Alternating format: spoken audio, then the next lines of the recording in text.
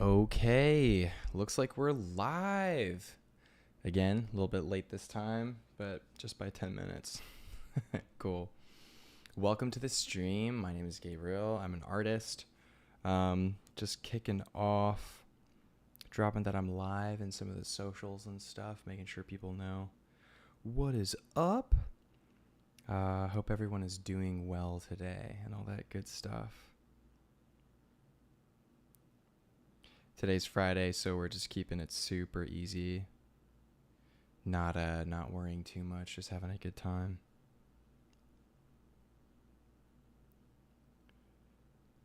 Cool. Hey, Isabel. Glad you made it in. Very cool.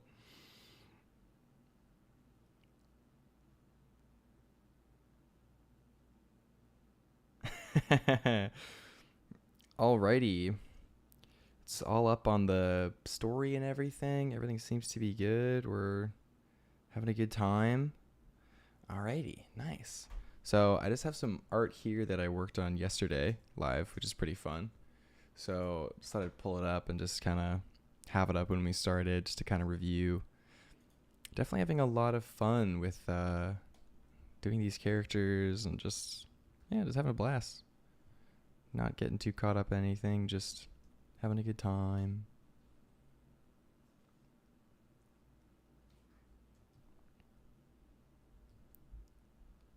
Nice.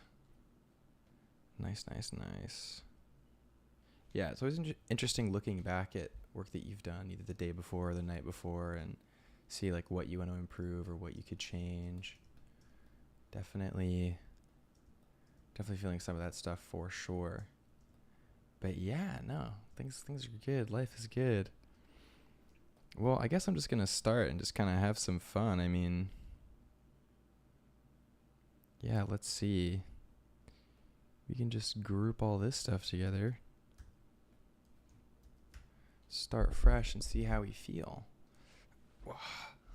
Cool.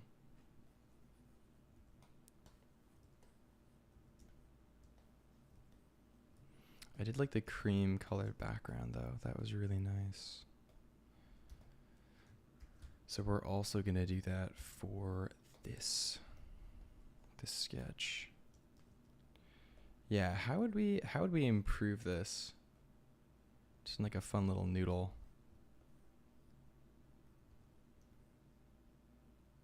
Now that we have like a better idea of what we want to achieve.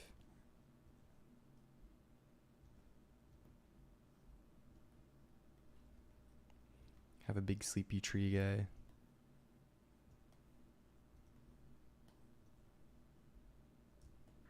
Just truly conked out, truly sleepy.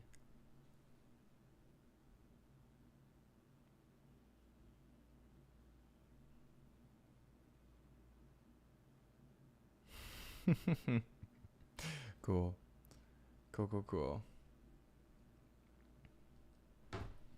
Alright, still setting up a couple things on my end. Want to make sure everything's running smooth and whatnot.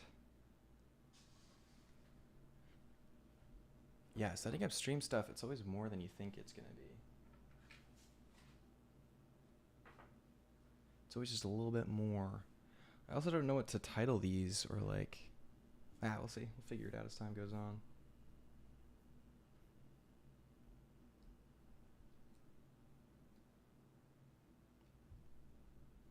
Nice. Very cool.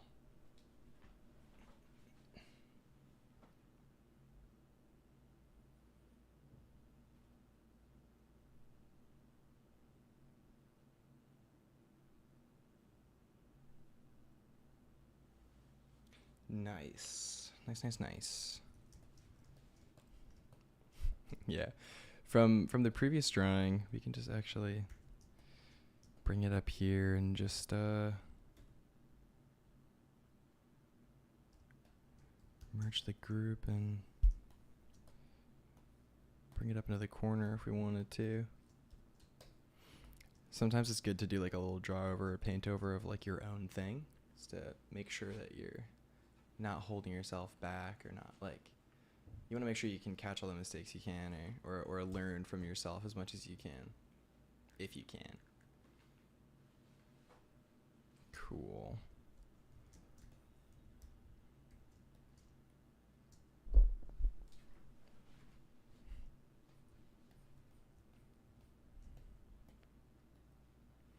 Yeah, the only thing I was feeling from this guy is like I wanted a little bit more of the like forward momentum coming through, like in the foreground. Like, so it was almost truly difficult to see whether or not it was like a tree guy. And this time for our sketch brush, definitely going a little smaller. We're doing a different one. This is like a modified brush from a set I liked, but I wanted it to do things it couldn't do, so made some edits and whatnot.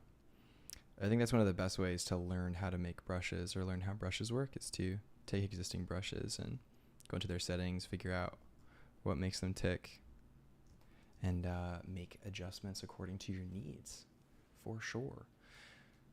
Making brushes from scratch is fun too, for sure, but definitely takes a long time. I saw that Max Ulichny, who's a wonderful artist and makes incredible brushes for Procreate, just released a new pack for oils. 10 out of 10 would recommend any of Max's packs, any of Max's Max packs. They're so good. And he's a really nice guy too, really sweet guy. So you're supporting a cool artist, for sure.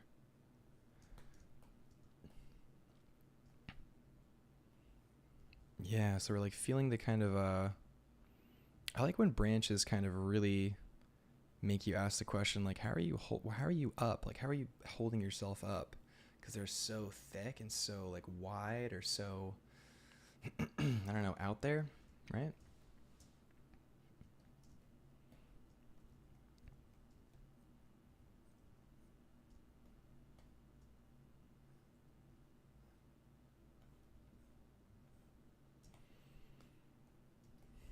Cool.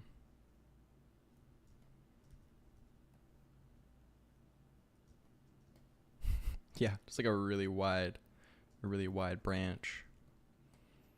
And then we'll do this little sleepy eye, like make the face a little more subtle.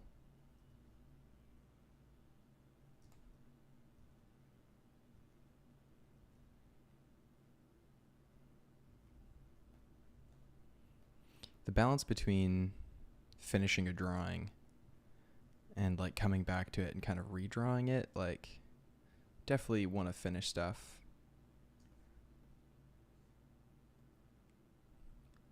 Or like, what do they say? Like perfectionism is the enemy of like good or something.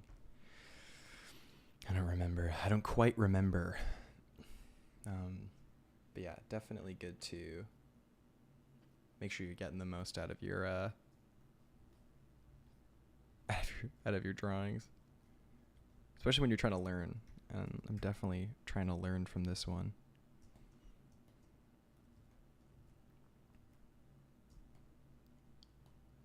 Yeah, cool. Yeah, this one's even starting to feel a little bit more flat, like want it to go a little more angled. I really loved, one thing I thought that was really successful about the prior one was like the shape on the cheek into the like cheekbone. Like that felt really nice. Just want to make sure we retain that like squished feeling from like the other rock. Really like squish the face in.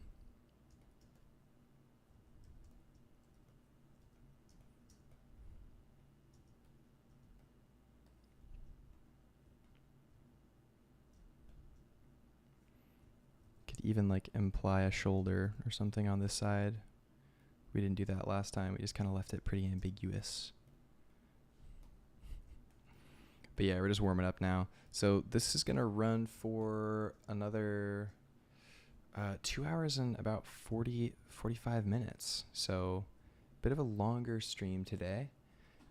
Just having fun. It's Friday. I figured why not just like do my sketching live? Got a sketch anyway, so might as well run through and do it live.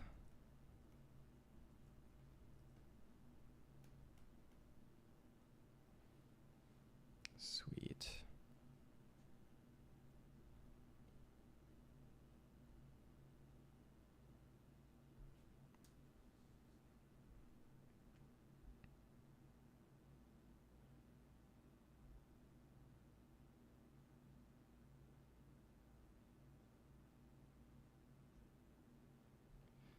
Cool. Yeah, doing 2 live streams in a row, or 2 live streams in 2 days, like definitely makes me appreciate people who do it daily.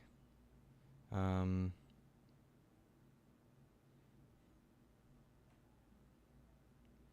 don't know. I don't know if I could ever make it a daily thing in my schedule, but never say never, right?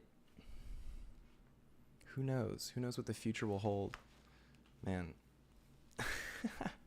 my hair's been pretty wacky recently. Just gotta roll with it, I guess, right? Cool. Don't let a bad hair day stop you from streaming art or something, I guess, you know? Man, it's getting blistering hot in New York. It's just not, it's becoming a little unmanageable. It's like hard to be comfy in my seat, I suppose. But yeah, let's do this thing, man.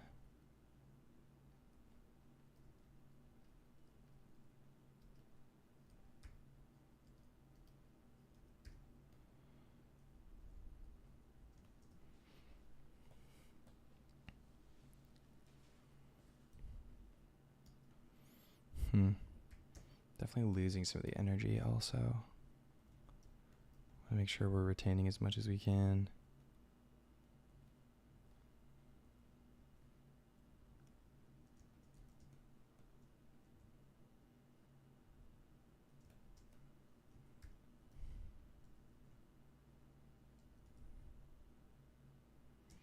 Especially with like tree creatures, you can really just imply the eyes, or like imply a nose, or imply anatomy pretty subtly. Like it doesn't have to be. I did some pretty facey shapes on the last drawing, but you can be a lot more subtle.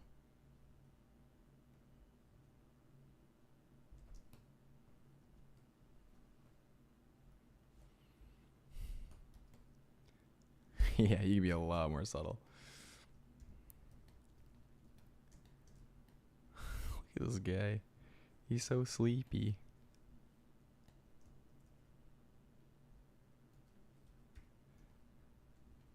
Man, drawing is just so fun.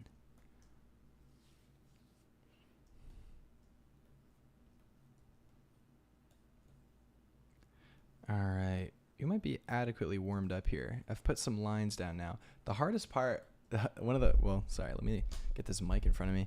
Some of the hardest parts of just like getting started is just putting lines down, getting yourself used to it. Breaking that like initial, I don't know, where it's like you're still stuttering in your words. You haven't gotten into your flow yet.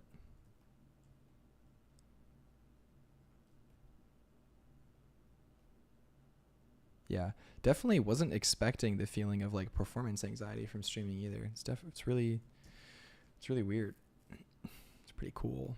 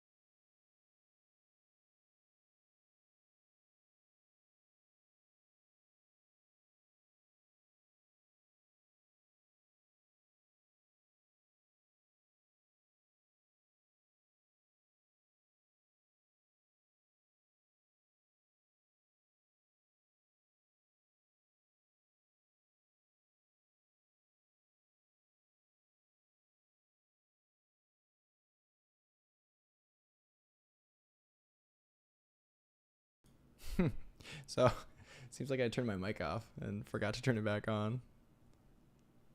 So, got that back. I can't really remember what I said when I was muted, so we'll just have to leave it there. Yeah. Oh, what's up, Jay? How's it going, man? How'd the gym go last time?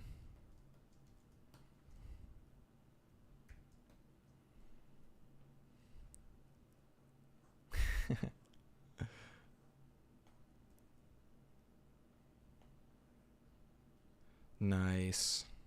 Getting them gains. Getting them absolute gains. Let's go. Oh, nice. Yeah, going to the gym is a lot easier with the homies for hype, especially if you want to lift some heavy weights. It's good to have the boys there.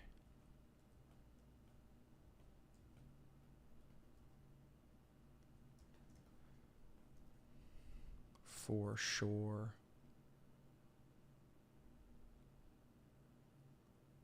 Dude, nice. Are you just like up in your nutrition game? That's really good. Trying to like improve your sleep and your focus and stuff.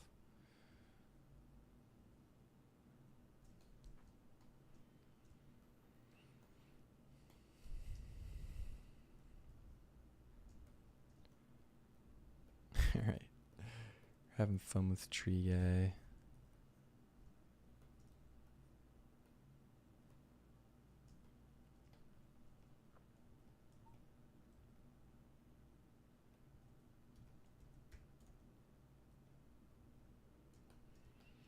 Whoa, that's good, man. So, the other night when I couldn't sleep, I was up till 5 a.m. And when I was up at 5 a.m., I was just sitting in the living room of my apartment, and I was looking out the window, and it was like nice and light, and the sun was coming up, and all the green outside was really beautiful. And I was thinking to myself, and I was like, wow, I could just like wake up at this time. That'd be way better, just to start the day off with a nice cozy morning, rather than like doing the whole insanity of like waking up super late. I'm actually not listening to anything, so I don't really need these headphones, to be honest.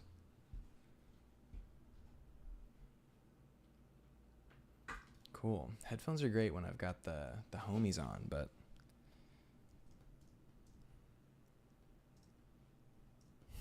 but yeah, man, I'm really thinking about waking up at 5 every day. That would be a pretty intense schedule, but I feel like it would be good for me, just for like, I wouldn't even say productivity, like in terms of like just having more hours, but more quality of time. I feel like starting the day off that early would be really, really nice, especially for art, to get like all that mileage in the morning just to start with drawing. I was doing that for a while when I lived in Bermuda and had like no friends, because there's no one who does art in Bermuda, and the culture there is can be difficult to click into a little bit.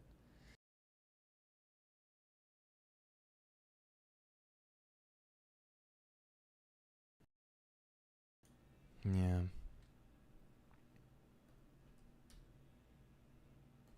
Yeah, sketching in the morning's great, man, because you just kind of you get that sort of coldness out of the way, like when you just like approach a fresh page, you're not warmed up and you feel kind of weird. It's just kind of nice.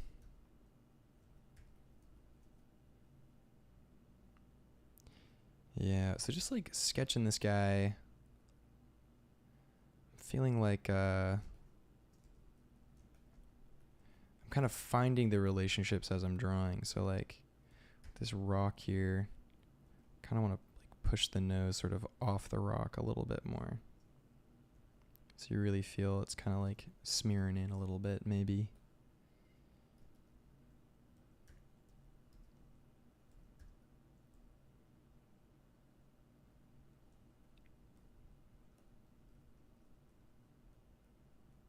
It's interesting how wood can like be hard, but also kind of be like saggy and almost feel a little liquidy sometimes. I love that about wood. Just the natural world in general.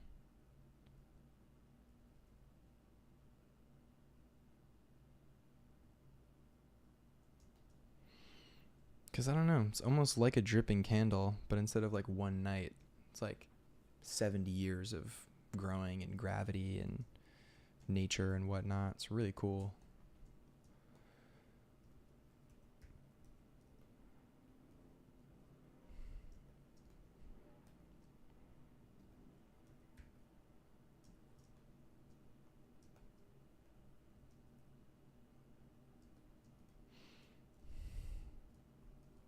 But yeah, sketching is sick. Definitely want to keep sketching every day. If I were to stream every day, I would definitely want it to just be sketching for sure. Life grind is weird. Very weird feeling. Yeah, interesting. I don't think I know 100% what you mean, but I'm vibing with what you mean, I think.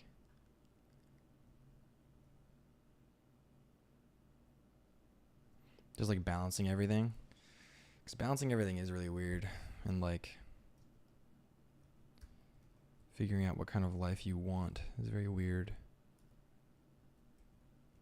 Takes time. Takes time and iteration and like trying stuff. I'm definitely one of those people who like wants to make the most out of my time.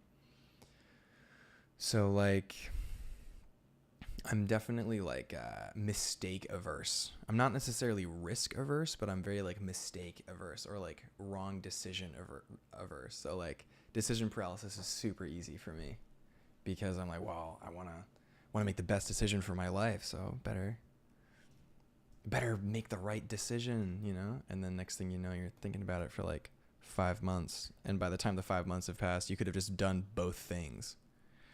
But you just decided to procrastinate a little hard, or like didn't know quite which way to go.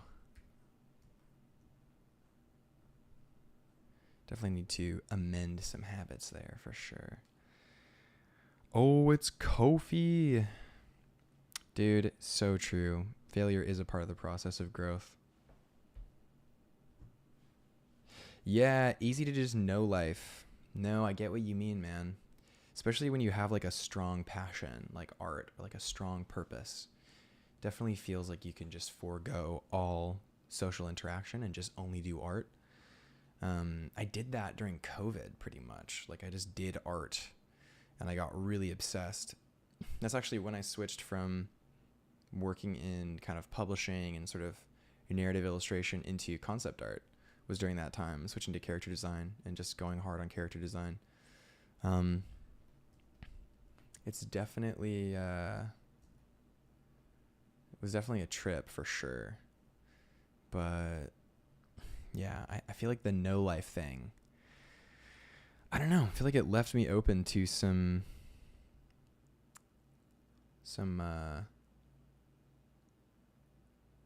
like narratives of like I was distancing myself from what I really loved.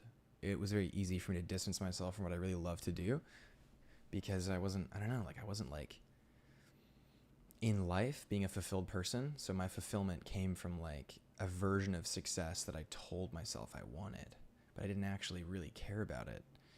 Like social media and likes and all that stuff. Like I went really hard with social media and everything, and like, I don't know, stuff kind of worked, but then it was like, I don't know, man. Just kind of sucked. It was weird.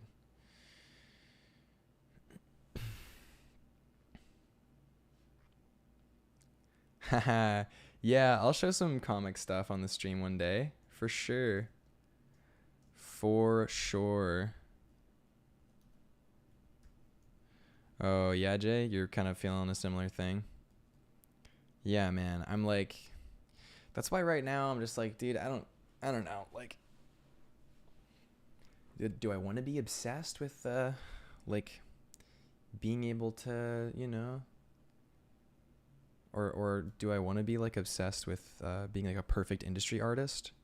Or do I want to just draw a tree guy once in a while, you know? Because you can do both. You can do industry stuff and also draw a little tree guy. You're allowed. I hope you're allowed. Someone better tell me if it's not the case.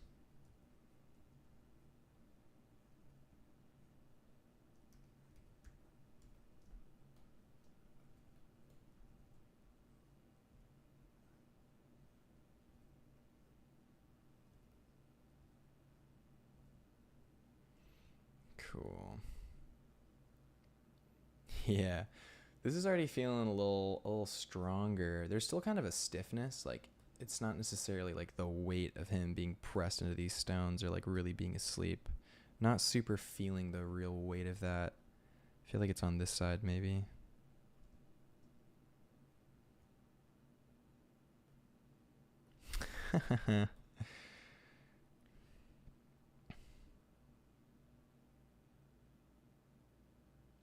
Yeah, interesting, Jay. I don't even want crazy success. I just want stability and some fulfillment. I'm good. Or I just need some stability and fulfillment and I'm good. Yeah, I feel that. Weirdly enough, I feel like if you, I don't know. One thing I'm thinking about recently is like, if you just aim for stability and like a little bit of fulfillment, it's kind of like, I don't know. I feel like, you know, the phrase, you know, shoot for the moon, you'll land among the stars, which, you know, what we know from space is actually false. But that idea of like you strive for something incredible and you still end up in a good place, even if you don't get to that incredible thing, like, but striving for that incredible thing. I feel like there can be a balance of, striving for excellence, striving for success, maybe even radical success, who knows? But it's balanced with gratitude. So no matter what you get, no matter what is there, you have gratitude. I feel like a lot of people are afraid to really shoot for the best life they could possibly live because they feel like they would get disappointed if they didn't get it. But if you're actually able to really incorporate gratitude, I feel like you're gonna be, I don't know, in a much better place. That's what I'm trying to embrace, at least. Is like, you know, yeah, man, let the success come, and if it doesn't come in the like right now or in the way that I hope it does, then that's fine. You know, life is still incredibly amazing. You know, it's pretty good.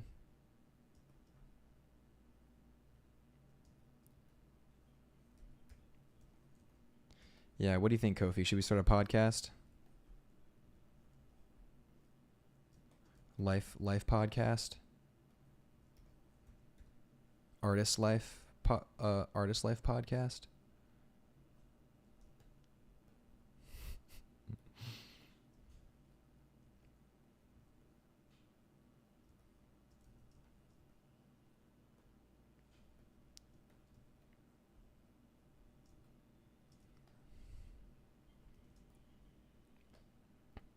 Yeah, when is the stream collab happening, dude? I'm down. I'm down anytime, man.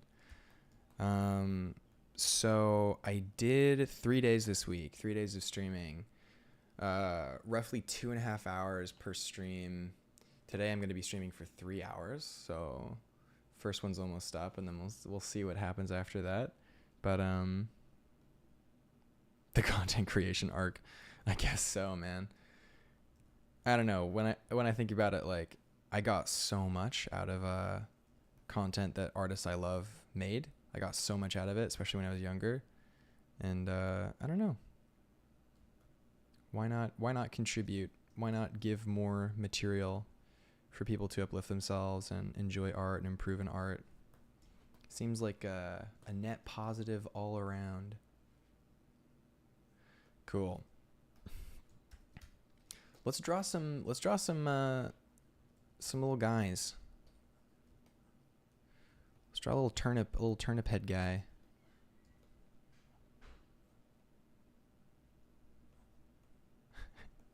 Level turnip head guy. Let's change of pace. Let's get a little bit more wild. Let's do some speed sketching, baby. You know when they do I feel like a lot of why sometimes when I draw characters I draw so quickly, I feel like a lot of why that is because I used to watch time lapses of sketches and art, and I'd be like, oh, you just go really fast, and like I just kind of like developed the habit of sometimes going like a little too fast.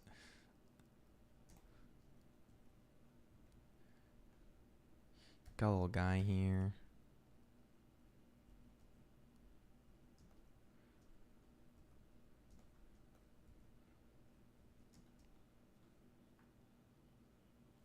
Dude, thanks for dropping in, Jay. It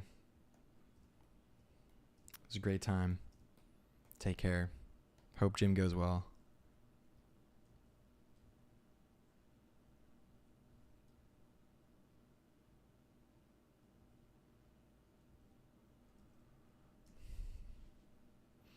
It's funny how like the popularization of like anime and certain shows and stuff, like, I don't know, that like the term like arc is now in cultural vernacular, you know?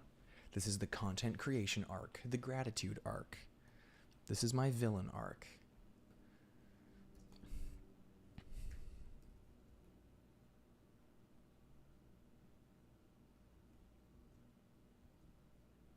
I don't know, man.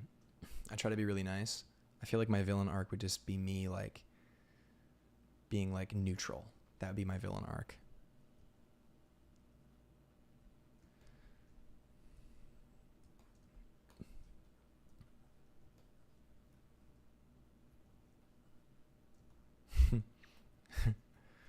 All right, let's make this a little more fun. Let's make these eyes a little bigger.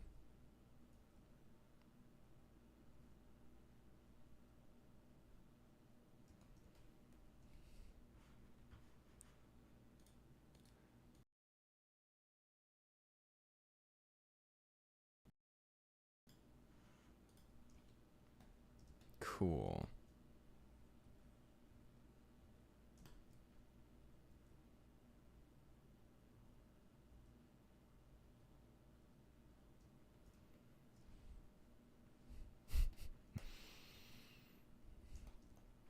I don't know why, but like little guys like this, I just feel like they need I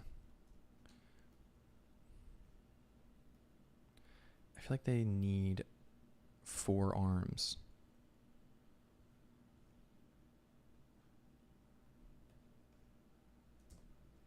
I don't know why I feel that way.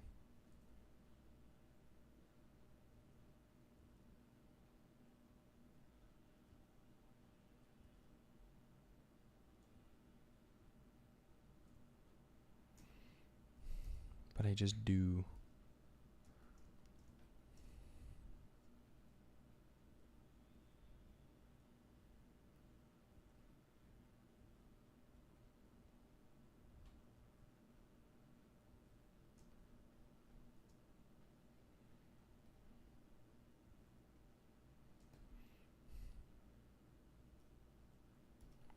Just a little guy, 4 little arms.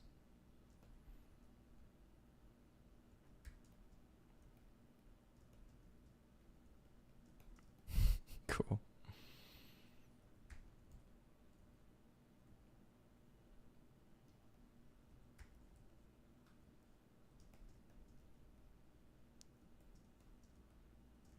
Alrighty.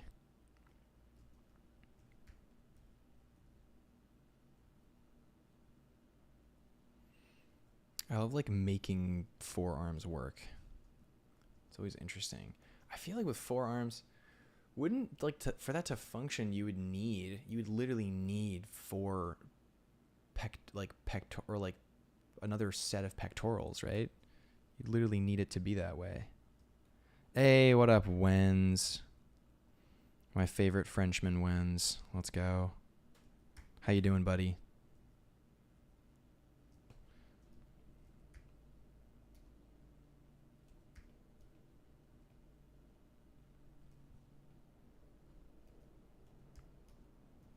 Your sketches are always looking good, man. I love seeing you improve, Wens.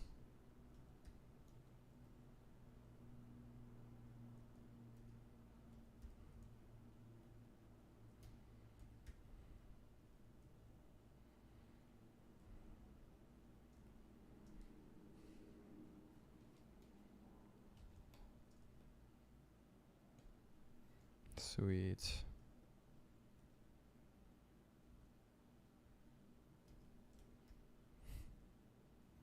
It's interesting, like, starting just alone on the stream.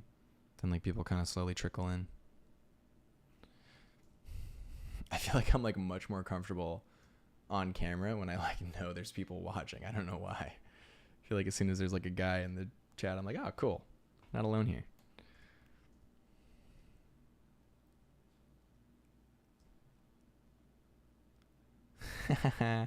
Yeah, right? Arm anatomy. Love it.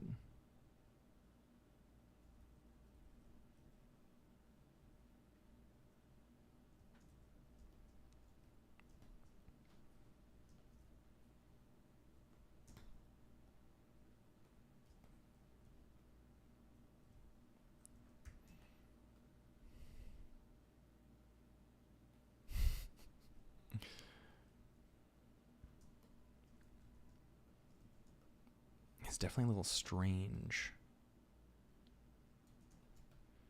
Maybe we just leave it. Maybe we just leave it at 2 arms for this little guy.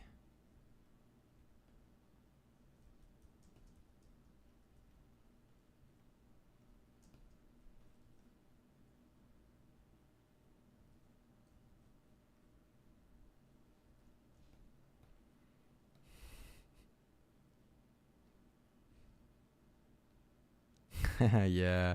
You'd be great streaming ones. That'd be really fun. You should do it for sure. Or hop on with me one of these days. We'll do some sketching in Magma or something. Do a Magma day.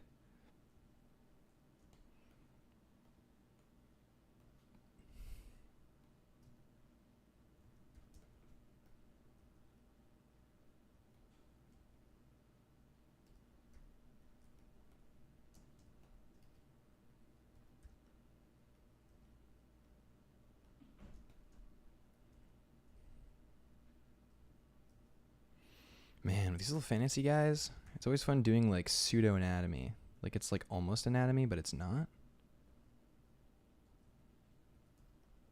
Because he's like made of plant fibers, but like in terms of motor function, you want them to function kind of like people a little bit. Yeah, streaming does take time. That's what I'm realizing. I've done 3 days this week, and definitely a lot of time for sure. But it's pretty darn fun.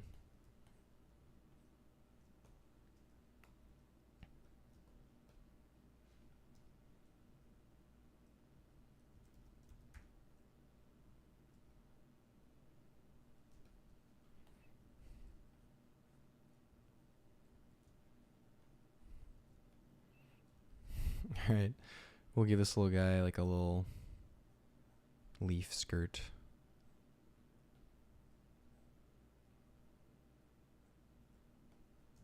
I love on Magic the Gathering cards when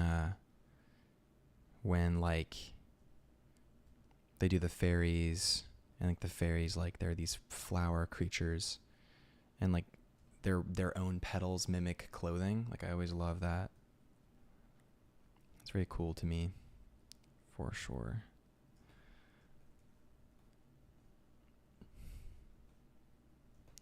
Alright, we got this little guy. Yeah, we'll definitely do a Magma. We'll have fun. We'll do art or something. Get some buddies on.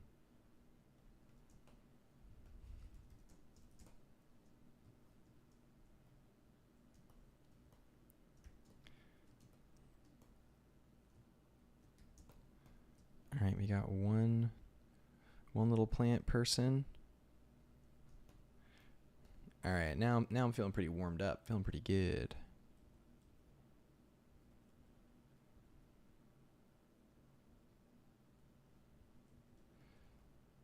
Can make it a little weird, because remember, these people are made of plants. You can kind of just make stuff up. It doesn't have to be a particular way. You just do these strange shapes. Have certain parts of the arm just like layer and overlap. Oh, it's like very spider wiki, right? I love it.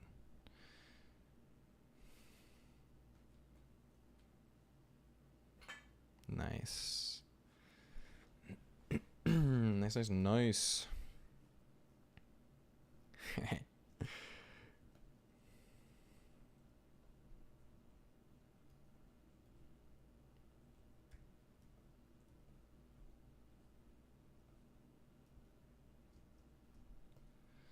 Nice.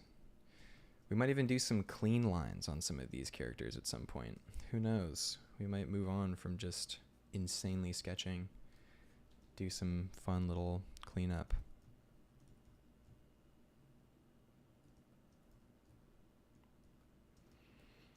All right, if this is 1, let's do a lineup. Why not? We gotta do like a big one, right? But this one, we've got a little sprout guy. I feel like he's like a tall grass, like a dry kind of like a goldeny kind of savanna grass-esque sort of dude. So then who's his friend? I feel like his friend maybe he's a little more horizontal than vertical. If we think of shapes. So if you were to break this down into like, you know, shapes, this person is very like tied up and then pachoing, and then again very like put together almost, and then like pushwing on the bottom end. So like the tension is very like exploding up and exploding down kind of vibe. So this character, we don't necessarily want to mirror that, but just to take it into account as we're designing.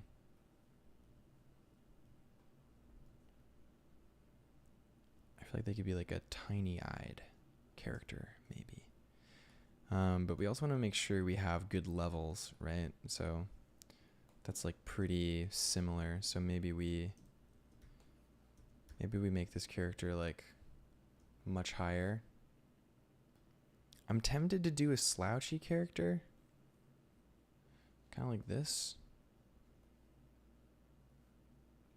Or, you know, like a big hulking character. For like shape balance, but I don't know. I feel like I can come up with something a little bit better than that. You know what we can do? Here's what we do. We do a character that's more round, a rounder character, right? However that ends up being. Something, we'll figure it out. And then we do like a little character, but the little character is like very like wide, or like very kind of long nose, maybe like crazy kind of hair. Maybe he's like holding a stick. Stick has like a lantern flower on it, or we'll figure it out. Hey, it's Michael. The best homie Michael. How's it going, man? Hope you're well.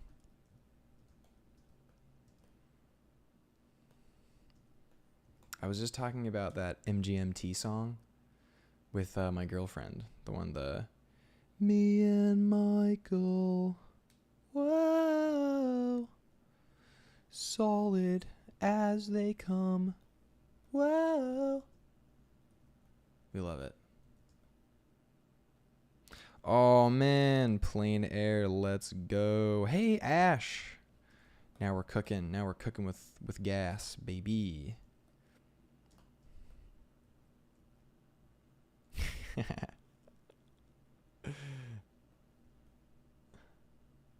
That is a good song.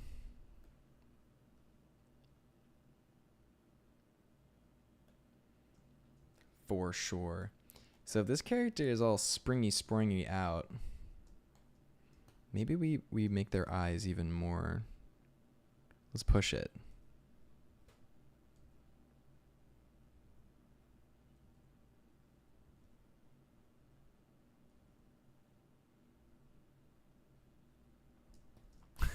Yeah. Nice.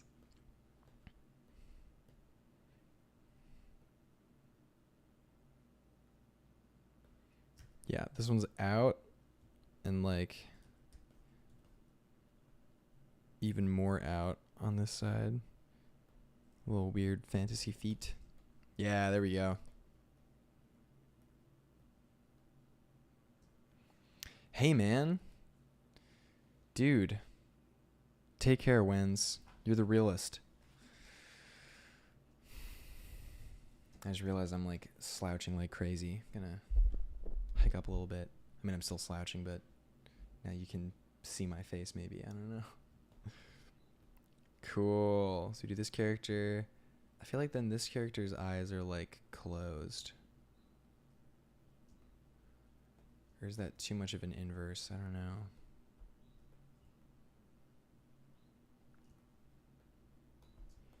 Or maybe this character has hips. Yeah, that feels right.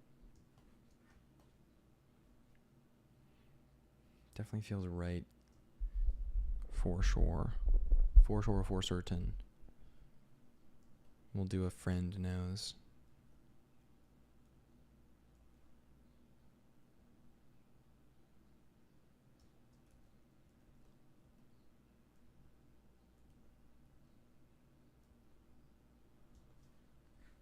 Yeah. Nice.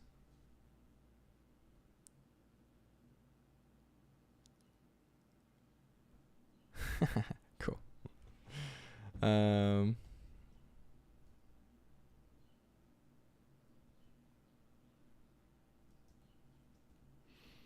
We'll do that. We'll do a little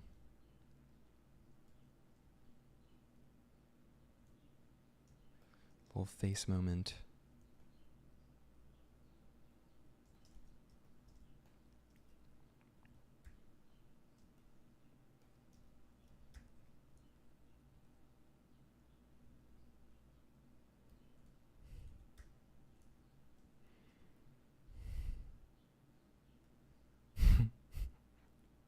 Cool.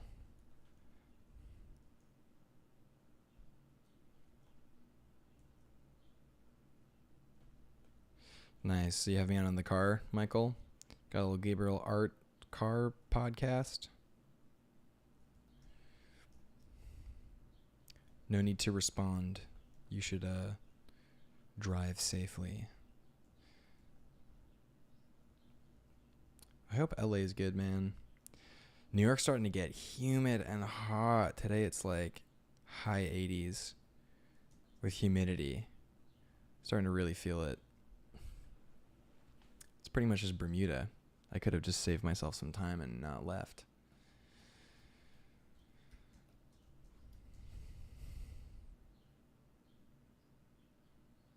Oh, you know what we do with this character? This is what we do. So in terms of levels, right, this is a pretty kind of like the proportions are pretty not crazy for this first character. For the second character, we'll actually bring it like way up. Like we'll bring the waist like way up. That adds a whole other dimension. Then you can kind of do more stuff. So we can try out like whole different vibe.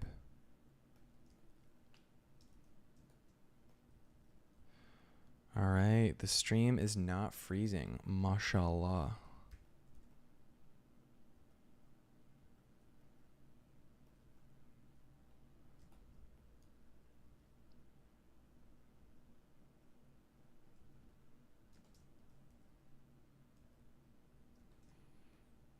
Hey, what's up, Masay? Good old Masay. Hi. Just drawing some plant people.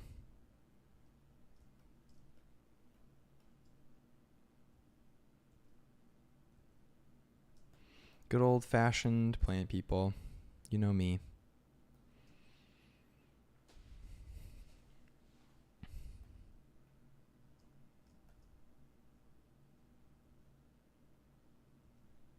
I feel like for this character,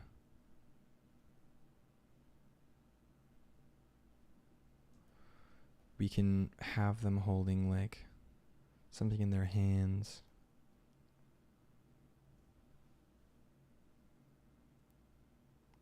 Oh, nice. I'd love to see some plant people sometime.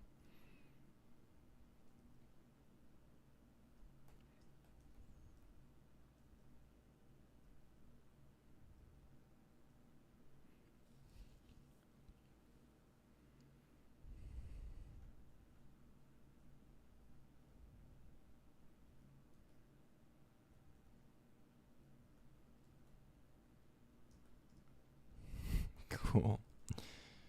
Yeah, plant people is just the move. I just love drawing plant people. For sure. For sure, for certain.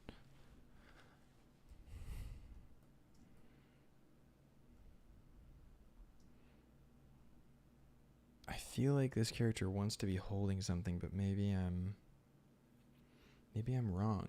Maybe they have that posture, the posture where like the arms like come forward and kind of hold each other.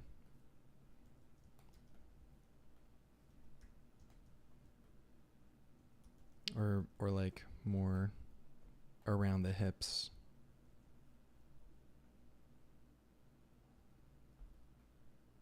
And the hands kind of clasp together maybe.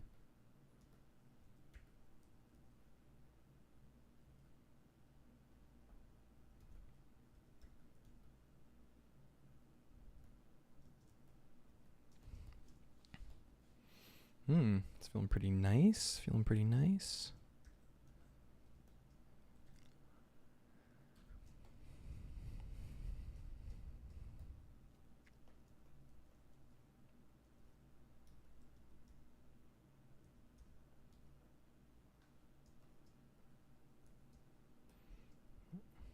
All right.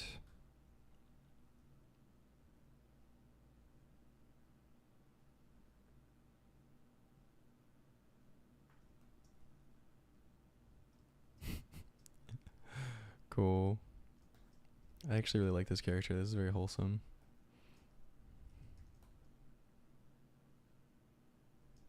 Wholesome character. Neck is a little long, so we can bring it down a smidge, but we don't want to kill the beautiful momentum we have with the hair, right? Or like I don't know. The hair's very like succulent inspired, I feel, with this character.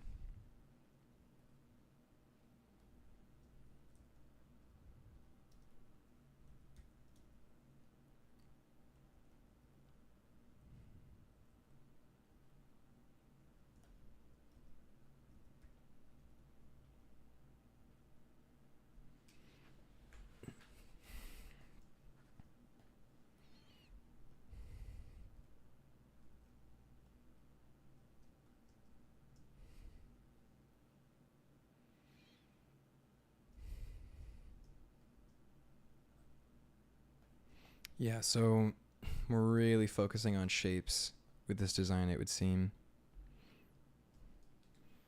Oh, nice. Glad you made it home safe, Michael. Let's go. LA weather is very nice. Dude, nice. Yeah, LA gets pretty smoggy, right? Dude, in New York, the wildfires are back. The Canadian wildfires are wreaking havoc on the city, so in the apartment we have all of our windows shut, everything's shut. We're keeping it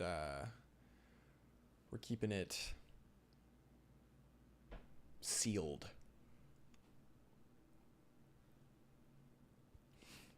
Now I'm a little bit of a sleepy eepy guy myself, actually. It would seem. All right. Wow, made it through the first hour of the stream. We've got some plant people brewing.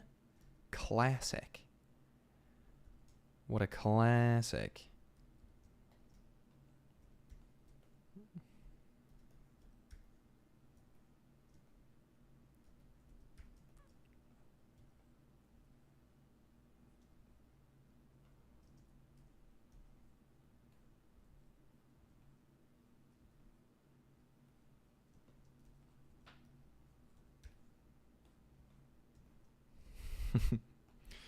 Like, I want the legs here to feel almost a little strange. Almost like like a root vegetable or something, because this is a plant person, right?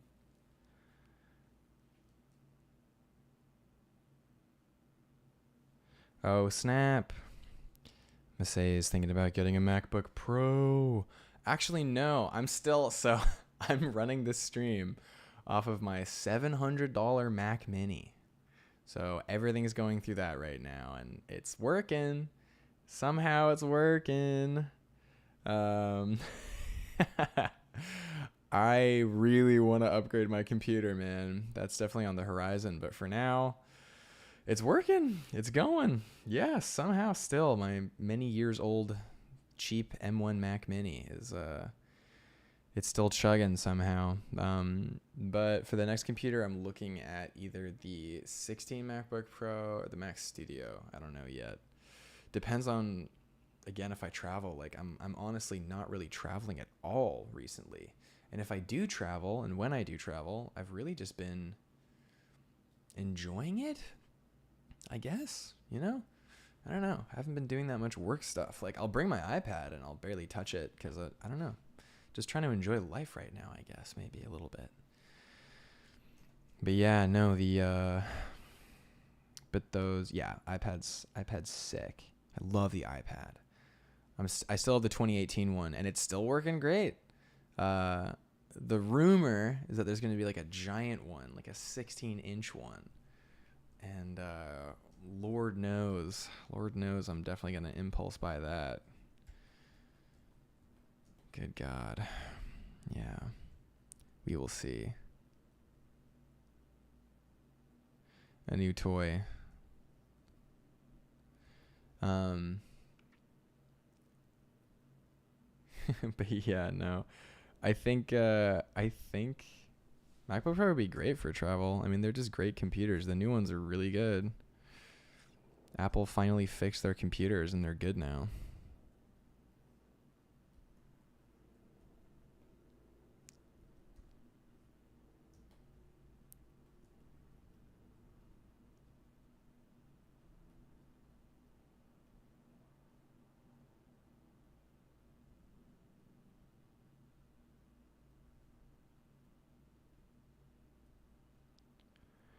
We'll polish up these hands later. All right, see you, Michael.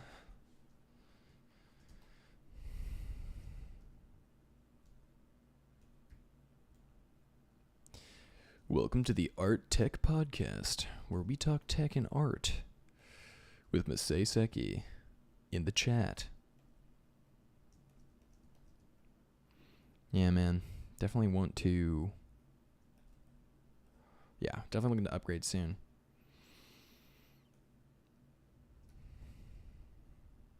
Like, I want to keep stacking freelance and commissions, but like, I'm really enjoying life right now. I'm really enjoying my work-life balance right now. So I don't know if it's worth like the grind for new tech.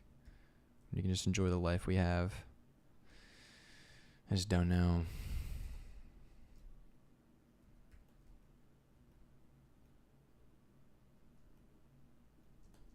Especially since like everything's working. Like everything's working fine. But I would like to have a more reliable computer. That would be good.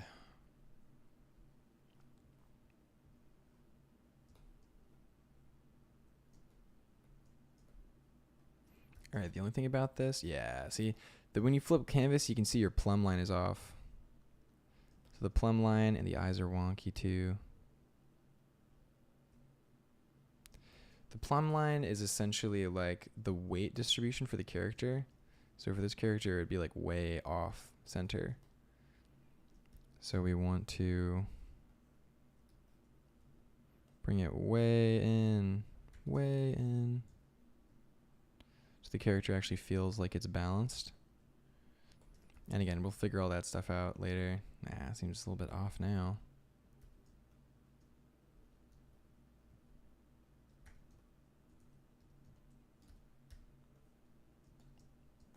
That feels better.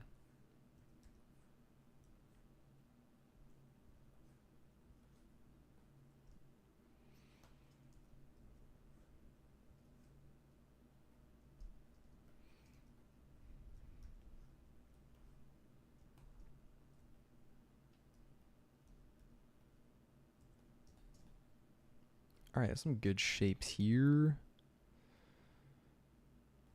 Nice.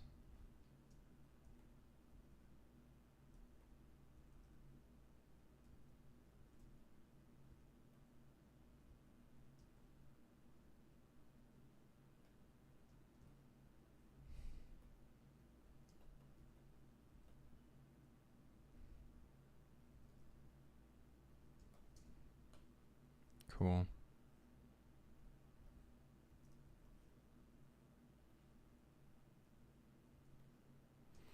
All right, we'll figure that out. So, all right, we've got a pretty good balance here of characters. The only thing about this middle character is it feels too human next to the other one. So, how can we fix this?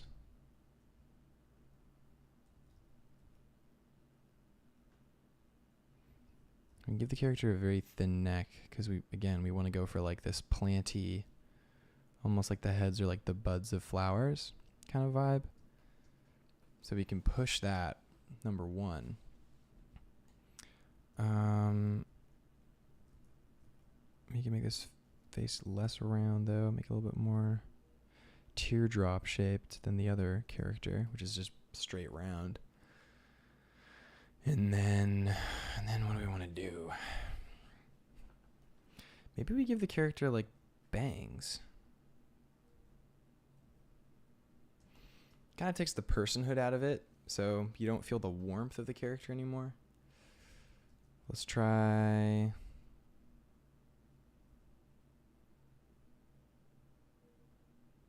It's a little horrifying.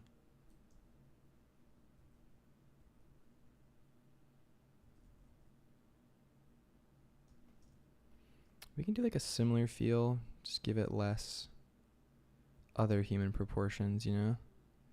So you can give it eyelids and give it kind of these big eyes and like imply a smile.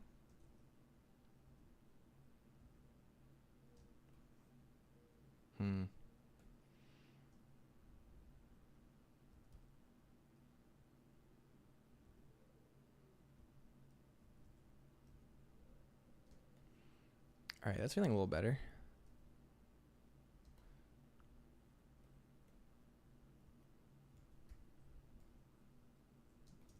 There we go.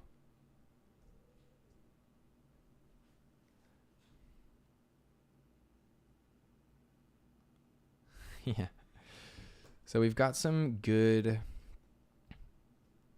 alternating vibes. So from a design perspective, you can think like these characters are playing off of each other pretty well. Like you can imagine the conversations they would have. There would be a natural conflict, a natural rhythm. There would be kind of like some, you know, reactions, oppositions, and they would also have areas of unity for sure. But like that's what you want. Like you want to be able to feel that when you start to have these like kind of characters line up. So this character's very like in action, it would seem, or like very reactive, or there's like intensity, a lot of energy in this character. This one's very, very calming. So I feel like the third character almost needs to be like in themselves, or like very, very much like in what they're doing there, because this character is very much like looking and available to talk to, accessible. This character is, you know, less accessible, but they're going to be interacting with people, very like outward interaction or very strong reaction. So I feel like the third character we can do like a little guy.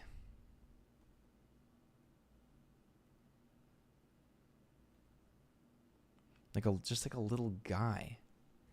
And, you know, while we're doing plant people, would I really be myself if I didn't do a little mushroom guy, right? So you can do a little mushroom character, and when getting shapes down, like when we're getting shapes and ideas and stuff, like right now today I'm working from no reference. I haven't really been using a lot of reference in these streams, so just kind of drawing a lot from imagination, just kind of seeing what comes out of my head, which can be a very good practice if you want to, again, train that imagination, train that natural instinct.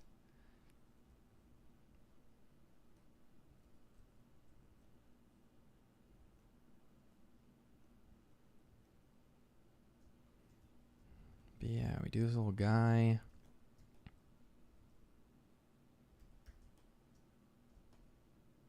Or maybe they're like super shy and like little. So less like this. And then maybe different kind of mushroom.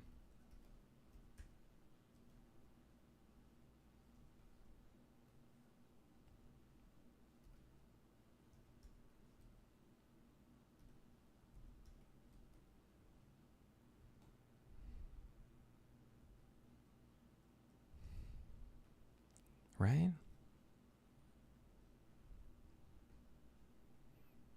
Those little eyes would be like under.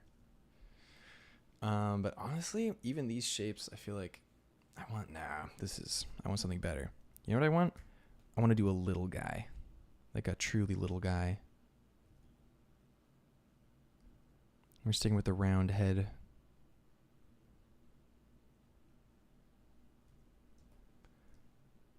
And we're going to make him much like the stalk of a mushroom, just like very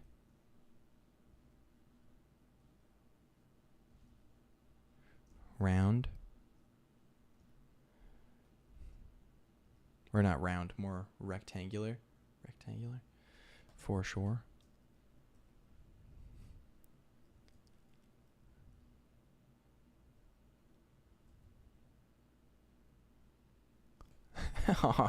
He's just a little guy. I could give him one of these mushroom hats. Or I could give him just like a round one. Yeah, that feels right.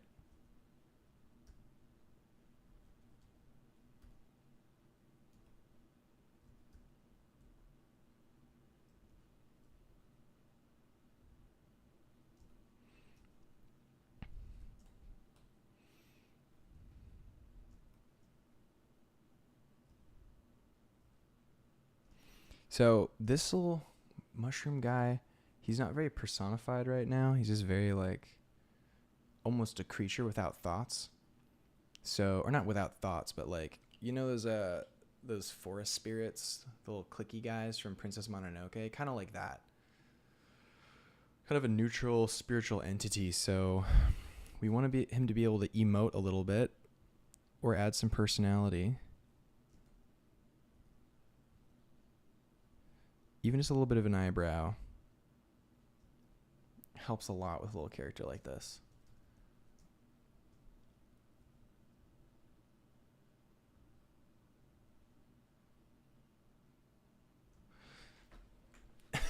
He's just a little guy.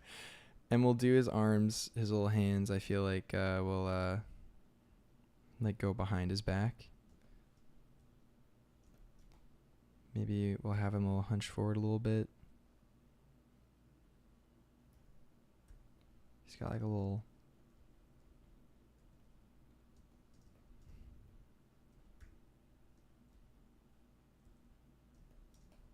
belly or something.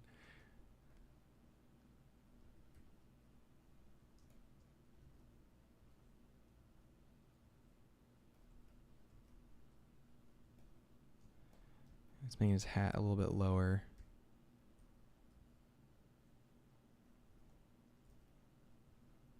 A little droopier.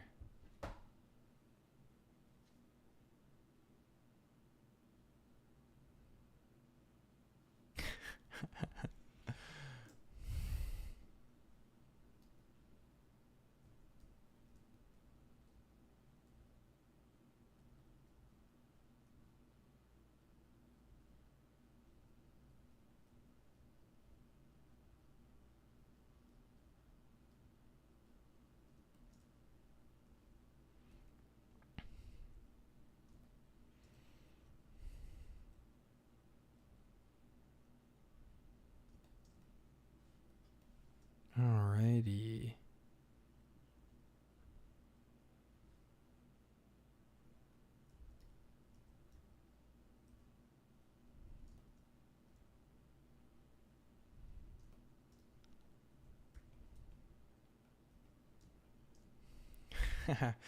Okay.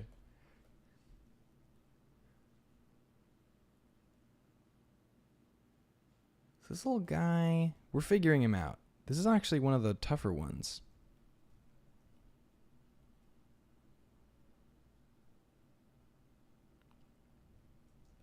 So we've kind of outsourced his eyebrows to almost the top of like the hood of the mushroom. A little bit. Let's think about the body a little bit more. What we could do for his little guy.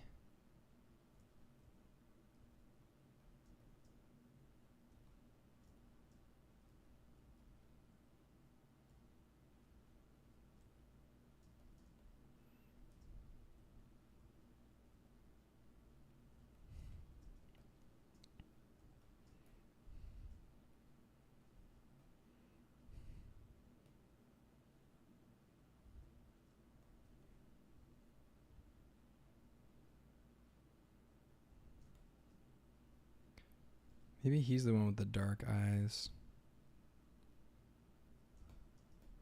That's kind of cute. Maybe we just give him really big pupils or irises and they're dark. Now he's a little friend. Now he's got a little friend energy. All right, let's come up with a new idea. So let's get loose. Let's just try and do this loose.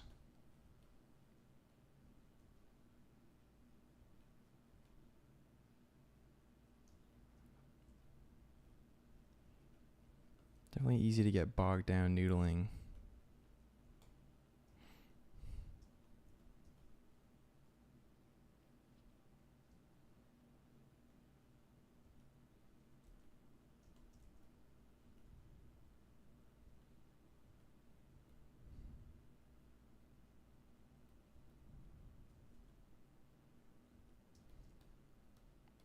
Nice. A pigeon just flew by my window. Very New York moment, it would seem, right?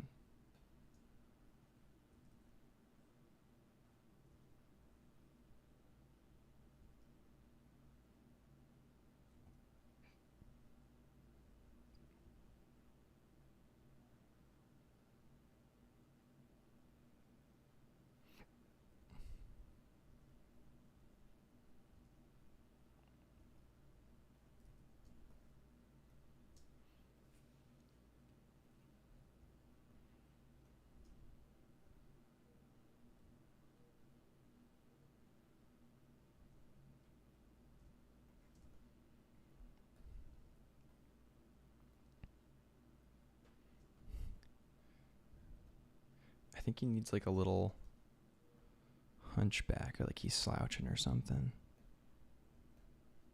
And he's got a little stick.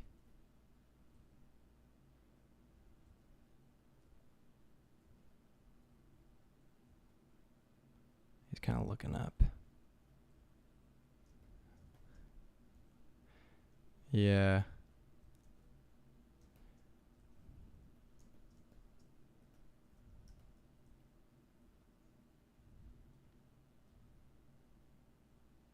Kind of want it to feel almost like an old baby, you know?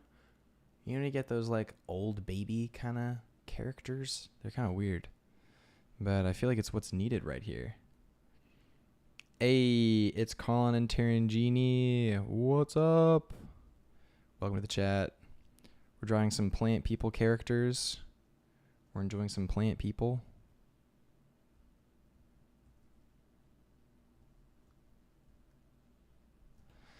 Hello, puppet. Pirates of the Caribbean. Okay, that first one, Curse of the Black Pearl, that's a great movie. That's a fantastic movie in my opinion.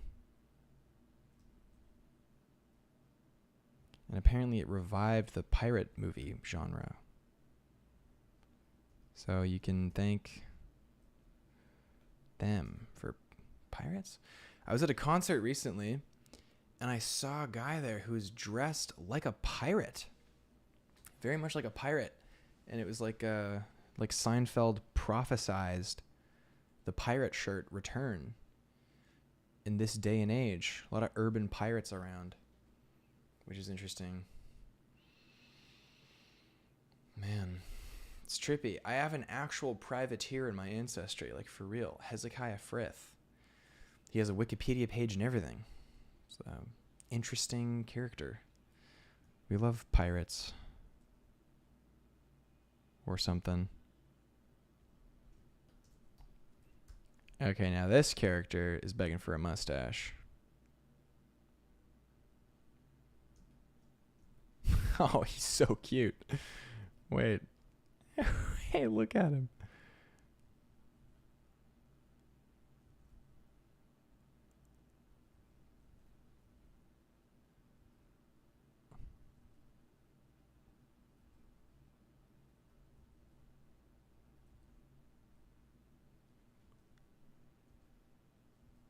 He's got a little stick. It was okay, so this is the crazy thing. He was dressed like a pirate, but the concert was a pop concert. It was a concert of a buddy of mine who lives in New York, and the band's name is called Back to Yours. They did a really great concert. It was really great music. Would definitely recommend giving them a listen on Spotify if you wish.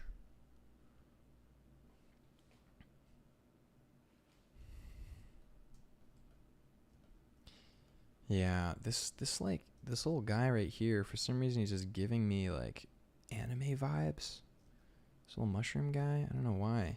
Or like RPG, like JRPG vibes. I feel like he'd sell you stuff and really hike up the prices.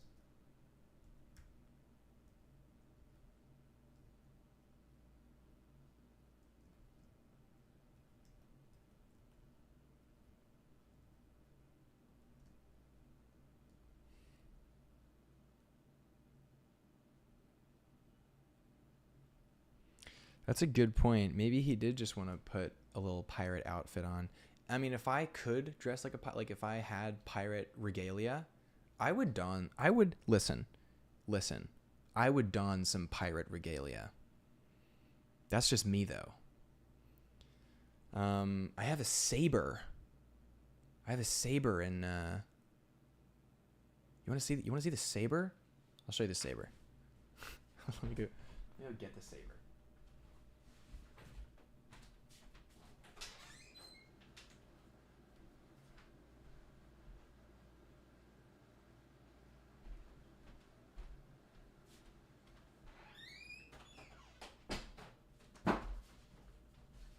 All right. This is my decorative saber. There's a long story behind it, but it's pretty cool. It's an actual saber. Check it out. Swing. It's got some cool patterning too. I don't know if you can see it.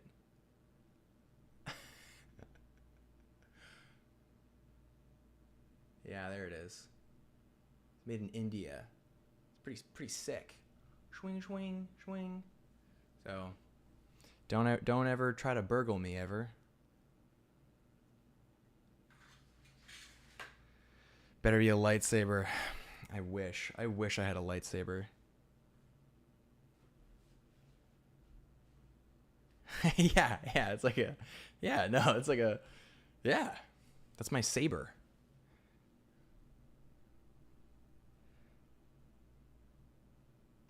Wow, we got a question in the chat from Arnold Designs.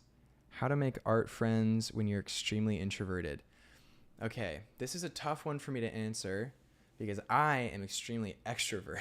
So I feel like I would be I'd be talking out of my behind a little bit if I were to give real advice, but I can share some thoughts with you if you'd like. I don't know if I have a clear answer, but I do have many friends who are very introverted, and they have made a lot of wonderful art friends. I think honestly, embracing kindness is really important, and making sure that you have a nice bedrock of kindness to fall back on, just for yourself and your own security. And when you're in spaces with other artists, people will feel that kindness and that like real love and joy. And you know, even if it's a little bit, if you want to, you know, try hanging out or be part of a conversation or something, then like people will really feel that warmth if you really strive to have that warmth within you. And then someone like me, a very extroverted artist, will probably start talking to you. So I only like talking to nice people. So I love talking to very nice introverted people. But yeah, that's one thought for sure. If you mean like you're so introverted that you actually never go, like you don't go out or you don't have access to making art friends like in the wild or in the world or anything like that, then I've made so many amazing lifelong international friends on Discord. Actually, Discord is amazing, and a great place to start if you're looking for a really wonderful Discord community is the Lightbox Expo Discord. They've got a great team of moderators, and well, I'm biased because I'm one of them, and they just have a good vibe over there. There's a lot of cool social stuff happening all the time, and you can hop in and see what people are talking about and hop in the conversation and see how you feel. But it's definitely not impossible. The answer is it's not impossible to make art friends if you're extremely introverted. Yeah, man. Best of luck to you if you are the extremely introverted person in question. For sure.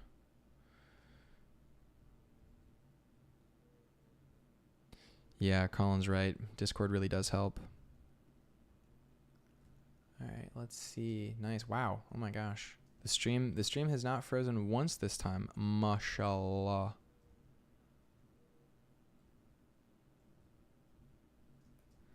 Let's go. All right, so I got a little mushroom guy. I feel like his hat, I want it to now I want it to be more of a bowler hat, so I'm going to make it a little bowler hat.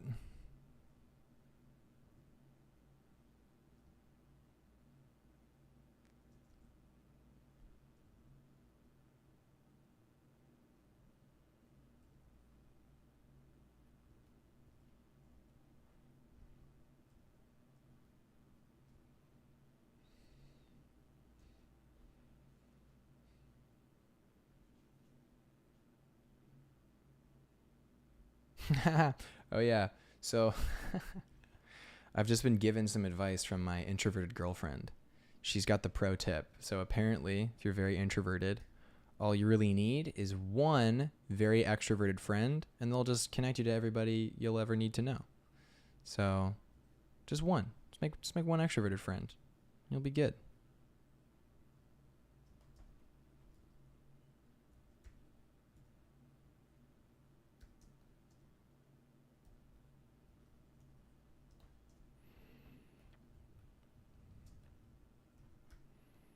I feel like this guy should have a basket or like a little bag of some kind. So ever since I started dating my girlfriend, I've started carrying tote bags. And so now I'm just like drawing people with little tote bags. It's kind of funny to me. Little tote bag guy.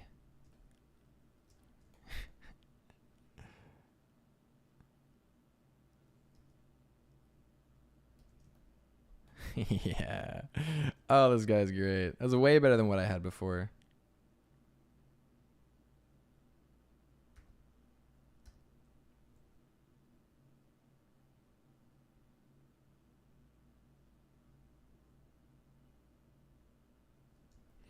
He's like a little wall-eyed too. Wall-eyed characters are very funny. We love a wall-eyed character. They're pretty darn great if you ask me.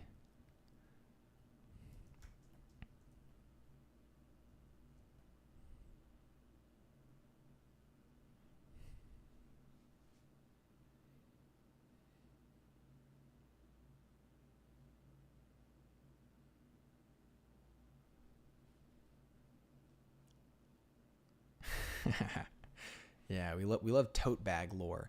Question is, what's in his tote bag? We don't know.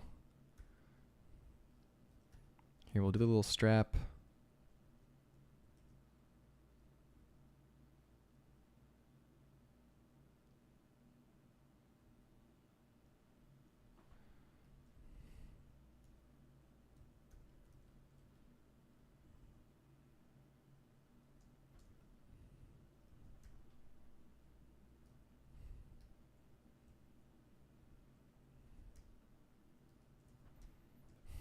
He's just a little guy. Oh my gosh, he's so cute.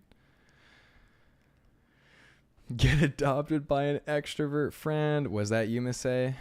Nice. Who was the extra? Was it Kofi?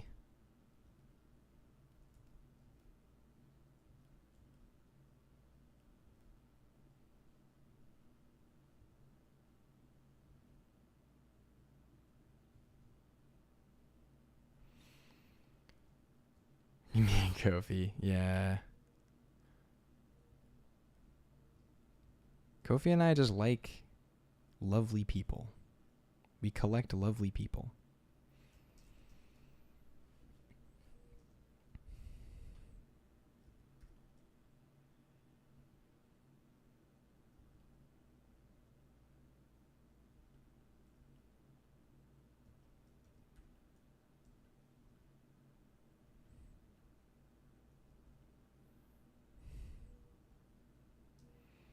Sweet. This little guy. What is in his tote bag? I feel like maybe like a springy thing or something. Something with something that kind of shoots out or like hangs over.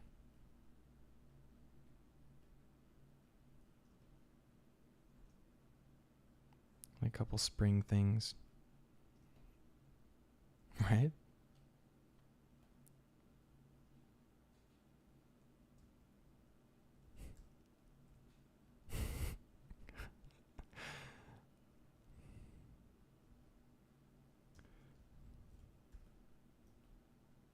Drawing lumps in a bag is weird.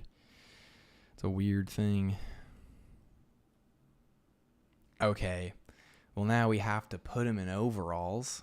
Duh.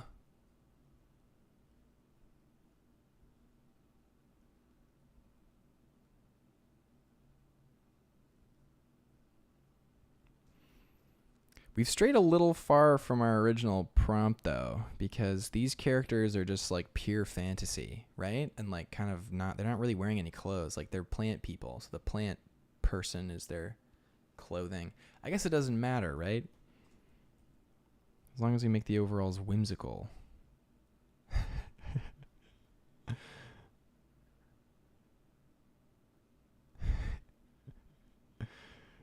He's just a little guy. Oh my gosh, he's so little. Look at him. Here, we'll make his head maybe a smidge smaller. I feel maybe his head needs to be a little smaller. Just a little.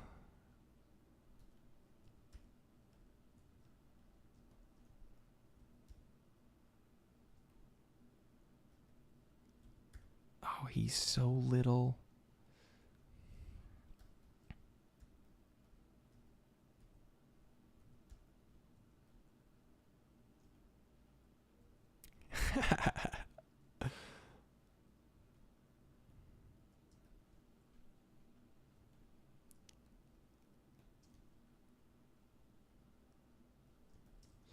Yeah. Yeah, and if anybody's sketching along, feel free to, if you end up posting whatever you sketch, feel free to tag me in it on Instagram or something. I'd love to see it. Love to see what everybody makes. We love seeing our good friends' art.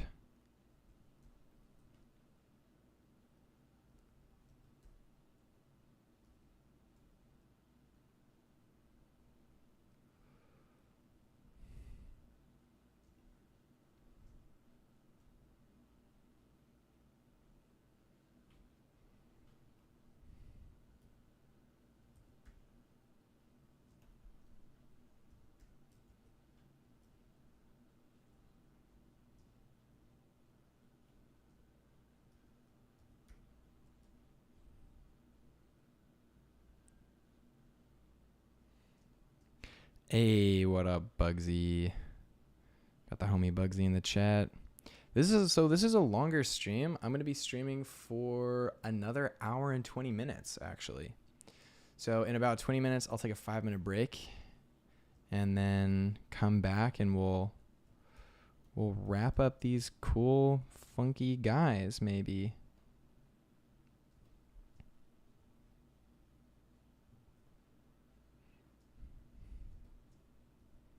This guy's legs are all messed up. I want to do like little stocky legs, but maybe I just do the classic. Yeah, I do the classic.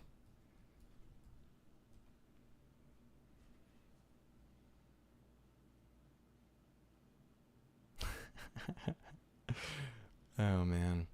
Yeah, this little guy's basically just wearing what my girlfriend wears. All she needs is the cane and a mushroom bowler hat, and this is her.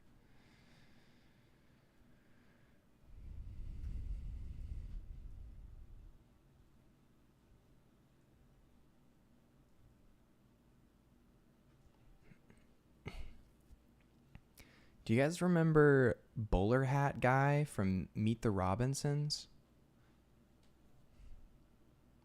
That character had some pretty remarkable character motivation. Like, wasn't his whole motivation that, like, he fell asleep during a baseball game and, like, then he devoted his life to revenge? I don't know. I don't know if losing a baseball game when I was a kid would drive me to that level of vengeance. But that's just me, though. Also, you never know what you're capable of until the opportunity presents itself.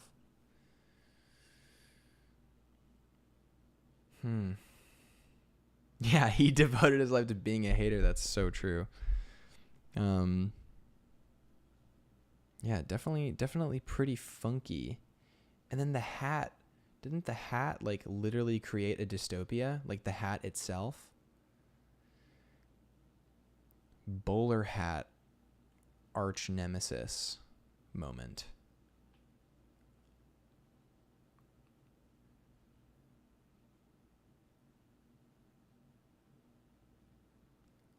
That's so true. That's so true, Tarangini. You never know when you're going to get a hater or come across a hater. Can happen to anyone, man. Sometimes being kind, you end up getting more haters, believe it or not. Seems counterintuitive, but some people just don't like it when you're good. They just don't like good people. A bowler hat hater. That's so true. Yeah, I'd like to think that I would handle a bowler hat hater with grace, but again, just don't know. You just never know.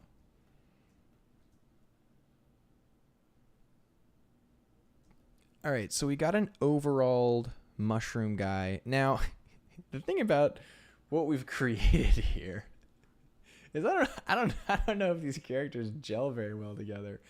We've got our little guy who's like a little mushroom guy. You can see where my brain has gone since we started here to here to here. I'm in a very different place now that I'm drawing this guy. So I don't quite know sort of how to tie it in, right? He's got a tote bag and a cane and a little guy, a little hat. So we gotta figure it out. Oh my gosh. Bugsy just being a menace in the chat. Excellent.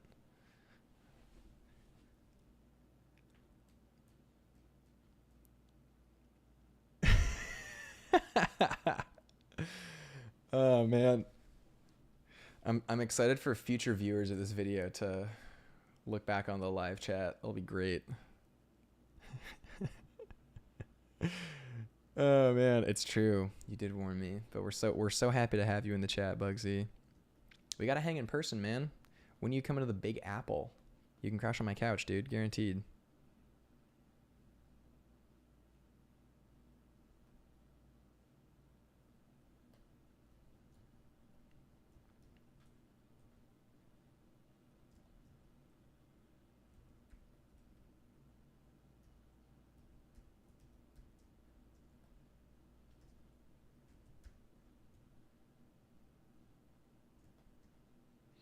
Cool. All right, we got some ideas going on here. I feel like with this character, we just need to shorten the face a little bit.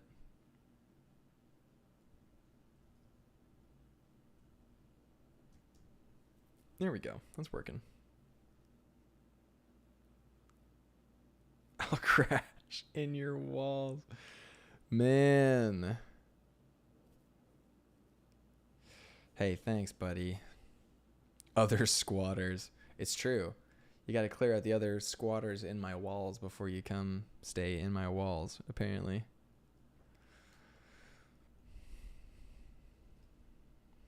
Nice. Okay, we're figuring it out. So, so this guy is clearly... Well, here's the issue with this ensemble now. Is this guy is clearly doing stuff. He's got a cane. He's got a tote bag. These other characters are not really doing anything. They sort of just exist. Like, do we give them a job? Or do we just let them be? I'm not 100% sure. Right? I don't know what to do here. You know, honestly, this could just work. This could be okay.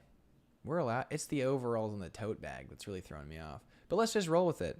It's Friday. We're allowed to have fun.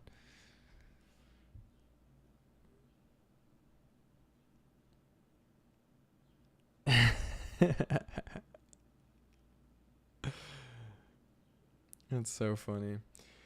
Oh man. Okay.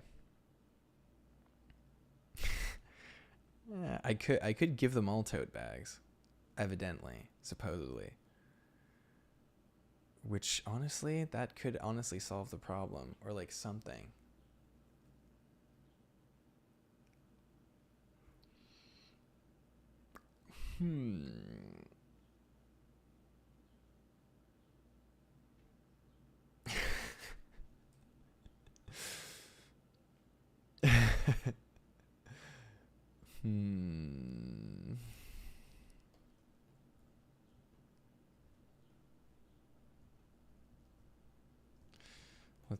Let's see what we can do.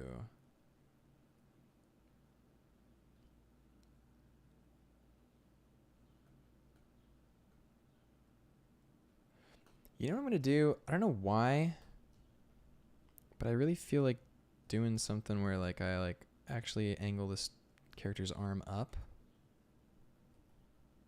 and they're like holding like a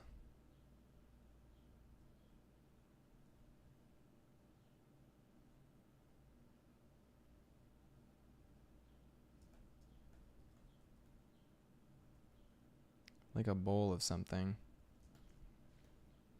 Like maybe this character has something, but what?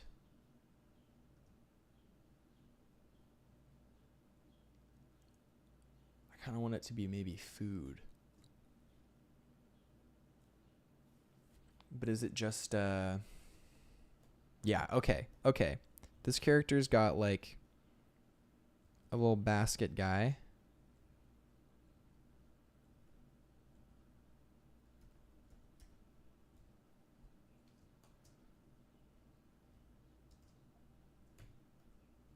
Cool.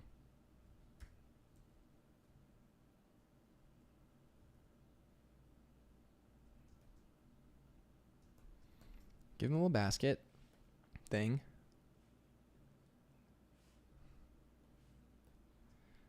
And we'll do a little crisscrossy little basket design. But we don't have to go crazy with it.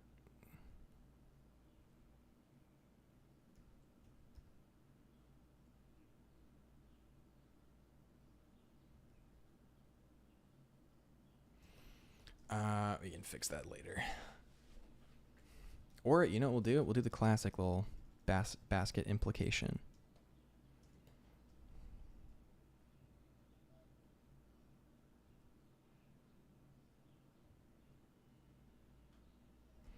We'll just do one of these.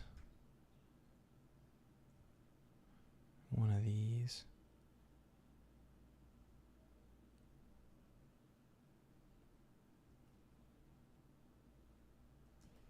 There we go. So it's got a little basket of something, little handles.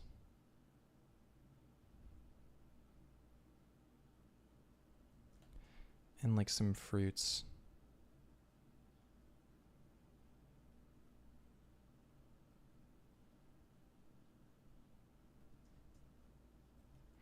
And we'll do like a make-believe fruit. If plant people eat plants, is this cannibalism?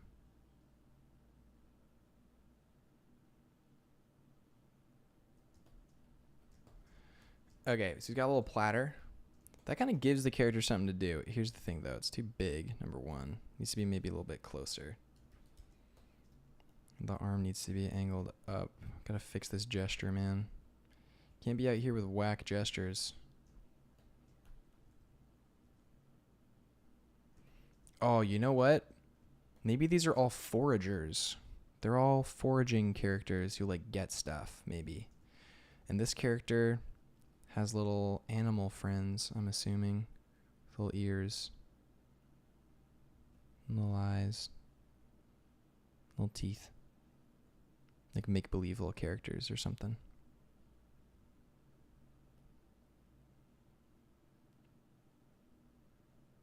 So strange.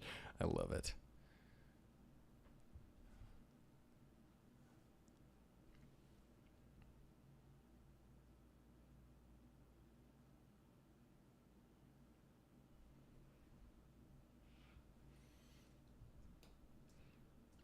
Hey, what's up, Willow in the chat? We're just doing some plant characters. Just sketching some plant characters. I'm like 2 hours into the stream. Started off reviewing this drawing I did last time on stream yesterday of like this kind of tree, sleeping tree guy. And I was kind of pushing that sketch a little bit more, trying like a bit of a stronger sort of like branch architecture. And then we moved on to doing some funky little plant guys, man. So now we're just doing some plant guys. But yeah, I'm going to be going a little snack break in about 5-ish minutes. And we'll see. I'll be back soon, though, for sure. So, okay. So he's got his little tote bag. He's got a little basket of stuff. But I feel like maybe this character goes a little bit extra. So the basket would be like just heaps of stuff. Right? And like a bushel of like whatever this is.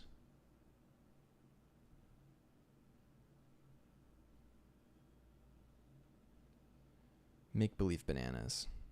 Let's call them that. Haha, what brush do I use?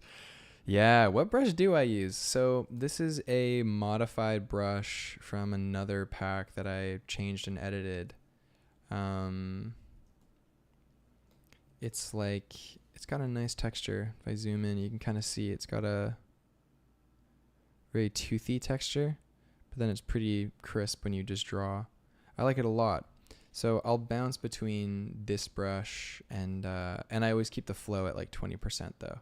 I'll bounce between this brush and my kind of fun sketch brush, which is this one. So I'll use this one for like gestures a lot. But for this kind of sketching, it's really fun just to use this little brush. I like it a lot. It's great for organic sketching because just a little bit of tooth helps a ton. I find it like, because it feels more like a pencil, like a real pencil. And whenever I do hard line stuff, I don't know, man. I just can't really get into the organic feeling, you know? Like brushes definitely. I talked about that a lot on stream yesterday, about how important brushes are. I definitely reject the rhetoric of like, brushes don't matter when professionals tell students that brushes don't matter. I'm definitely not a fan of that. Or like hazing or gatekeeping, that kind of stuff. Definitely don't like that. Yeah, I could put together a little brush pack. I was just talking about Max Ulichny's new brushes. I really want to get them for Procreate. I'm really stoked for that, man. But yeah, I'll put together like a favorites pack and like make it free. People can donate or something. I don't know. People can tip on it, or who knows. I'll figure it out.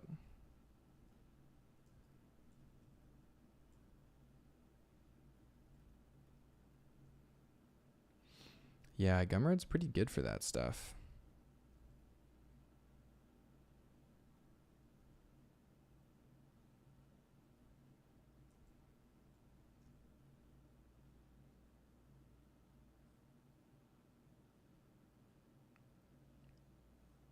Sweet. Could I do like a big lettuce? Shape thing. Oh, this makes me want a salad.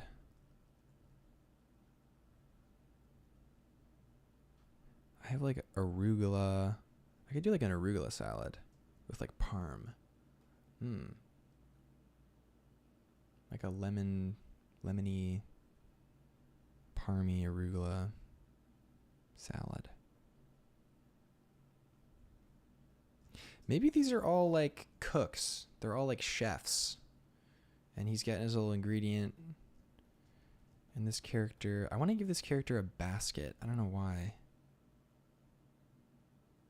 Let's try it. Let's save this. Duplicate it. Do some sketches on the new layer.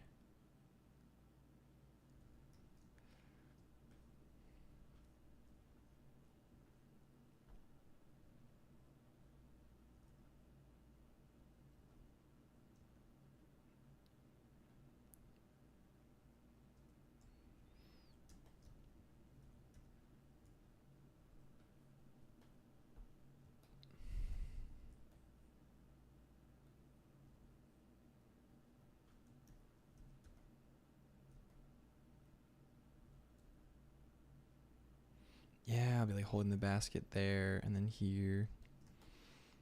Kind of on the hip a little bit. People kind of hold things on the hip. So you can almost like push the angle a little bit.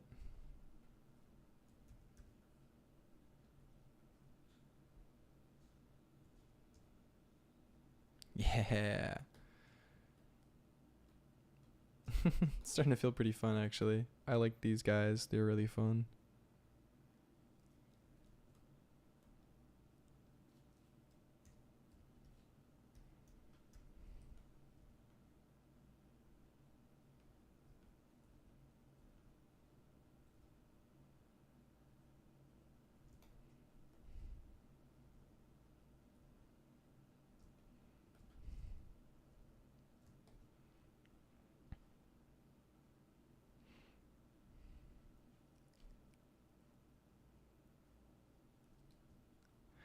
Oh, nice. Colin got the epic new Max Packs. Sick.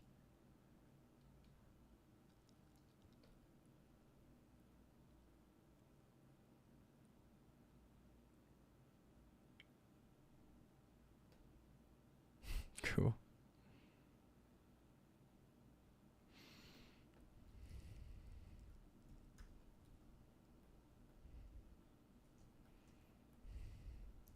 We love when the homies are hanging out in the chat. Let's go.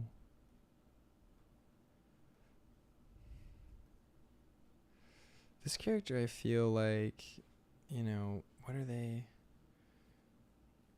I feel like there's got like a bag of like muffins or something really like tasty, or like cakes. You know what I mean? Something like that. Like these little critters like help her sniff out some like delicious, rare fungi maybe. And this guy's just went to the store. His name is Carl, and he went to the store. Probably. All right, so since this character is carrying such a big thing, in order to support the weight, we actually really do need to shift some stuff over. So for it to just make sense, like physics-wise. Yeah, see how that makes a little bit more sense with how they're standing? We can widen their stance on this side a little bit.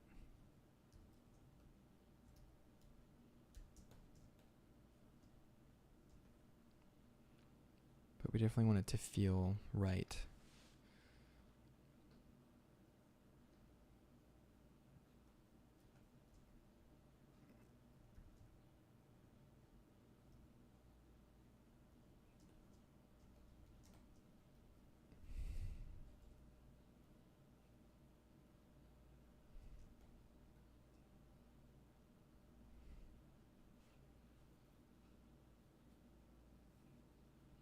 Sweet. Okay, cool. So we finished our kind of rough sketch line vibe.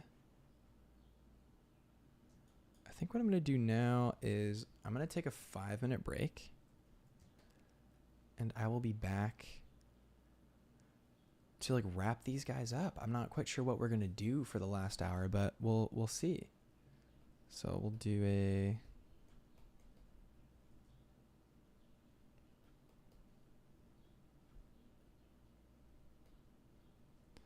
back in 5, and we'll go from there. All right, guys. See you in a minute.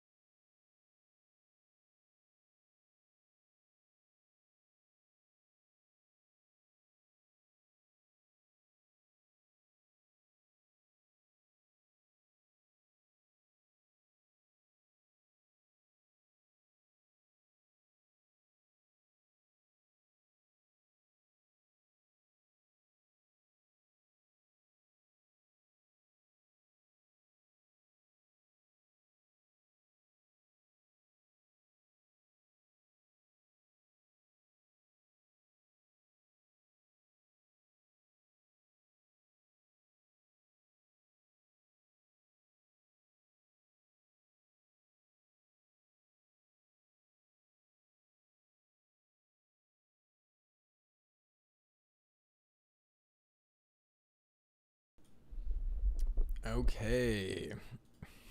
I am back. Turns out 5 minutes, not a long time. Hello. I'm back. Back from a water break and a snack break and a use the restroom break. And I'm here for another hour to finish up these funky guys. Look at them go. Okay. So I could clean up the lines. If I clean up the lines, that would probably just take the hour. I don't know if I could do lines and color in this amount of time. But yeah, we'll go for it. We'll see. We'll do a little line stream, right? Or we could just keep drawing characters. What do you guys like? Do you guys like just more funky characters, or should I start to clean these guys up?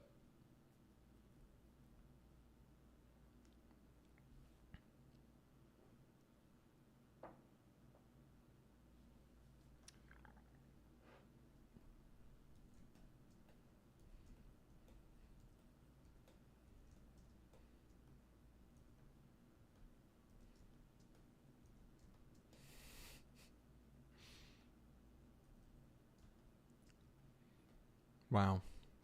Very neutral in the chat. I'm not 100% sure what that means.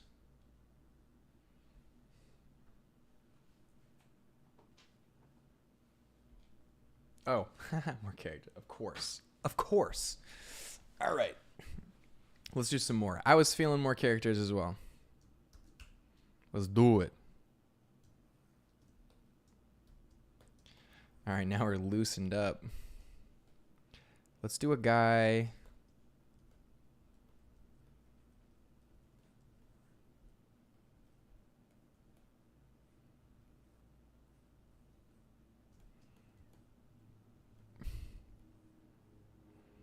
Let's do a guy with like big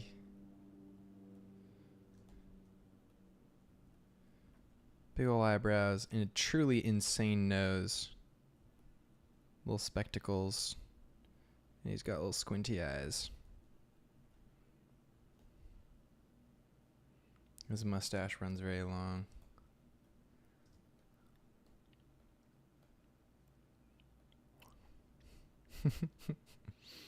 Funky wonky. So true. Give him nice long ears. So I guess we're not doing plant people anymore. This is just a weird guy. Actually, I don't know. This feels like I'm like basing him off of like elephant proportions with the giant ears too. Just feels right, I guess. I guess this is a made up fantasy creature, isn't it? It has to be.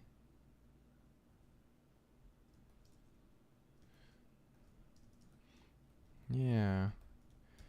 You know what? We're allowed. This is art. You can draw whatever you want.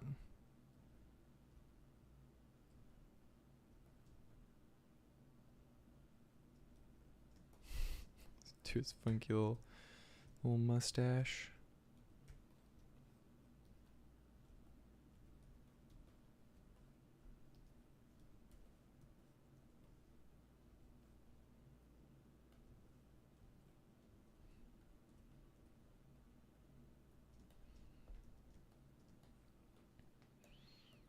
I guess we can make his nose a little sharper, right? Help build the momentum.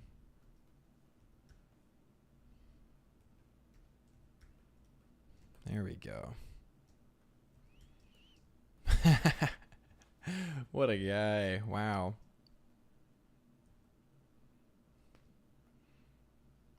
Do we just do his little mustache and we do like, or do we? Nah, we just do that. Man, this guy feels like he might be in like a weird pseudo alien from like Treasure Planet. They did like almost anthropomorphic stuff, but like made it all funky. I love Treasure Planet. Treasure Planet and Atlantis, man. What happened to Disney? They made such cool things. Now we got what? Raya and the Last Dragon? More like Raya, and that's the last Disney movie I'll ever watch. Ever. More like Raya, and the last time I ever give Walter Disney a chance again.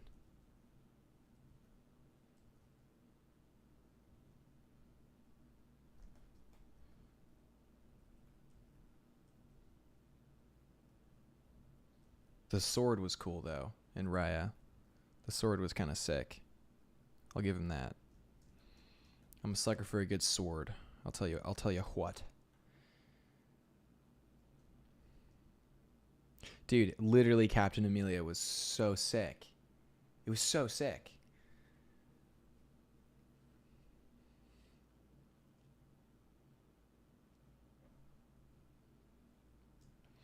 Yeah, but man, Atlantis was so good.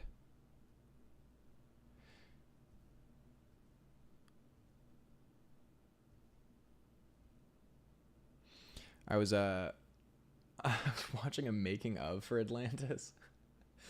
And it's kind of easy to forget, but like it was just made by just like a bunch of dudes at Disney who are like, let's make an adventure movie.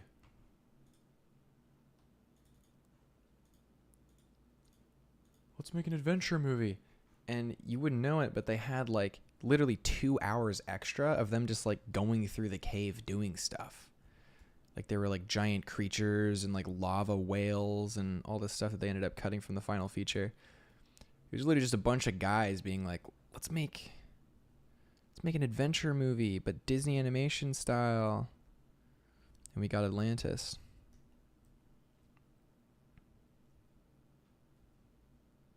The coolest part about that making of, though, was listening to the animators and how stressed out the animators were about like some of those characters. Like they were so hard to animate.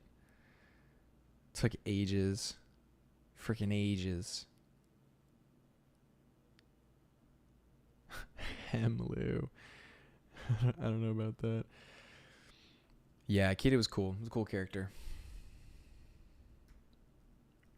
But if you've seen, okay, go back in Atlantis.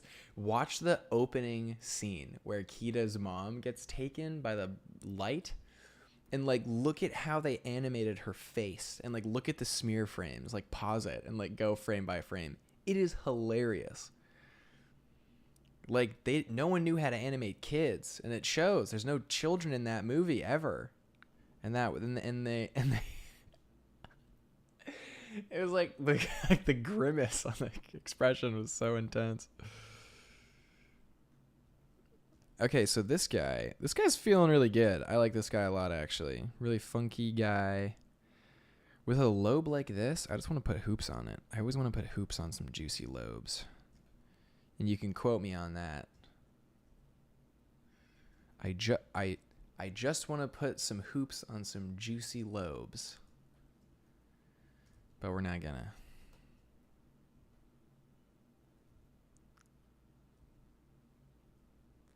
We could do one. We could do a tasteful little hoop. But that's all we get. That's all we're allowed.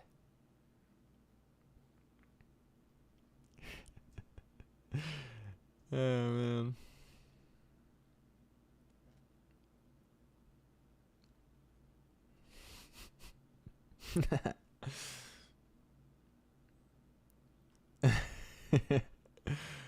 Oh man, you guys are funny in the chat. Let's go.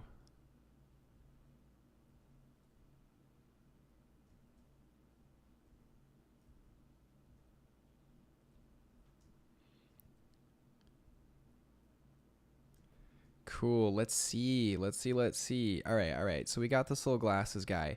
We want to bring this home, right? We want to capitalize on the momentum, the shapes we have. So let's think about it.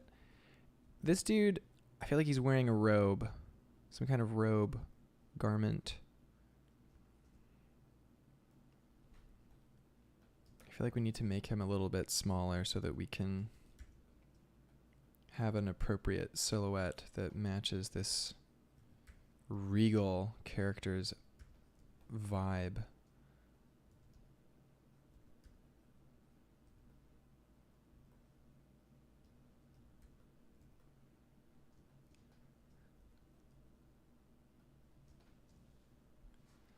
Yeah.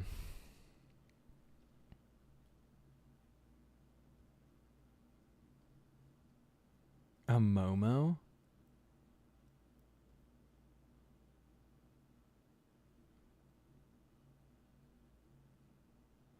A Mumu?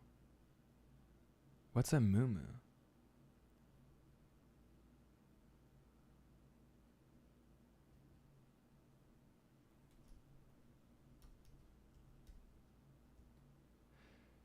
Does he have very long nostrils? Ooh, we could give him long nostrils. That sounds like fun.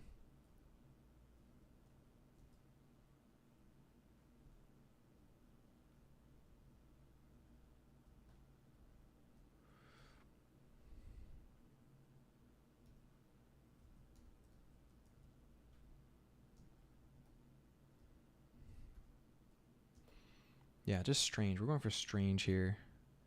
Oh, like a lounge dress. Yeah, maybe. We're giving him something like that.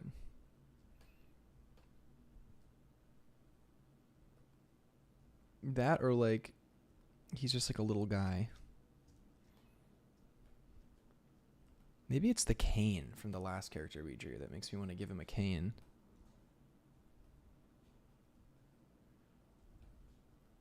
But I feel like this is almost like a shawl thing. It's like his hands need to like poke out of it.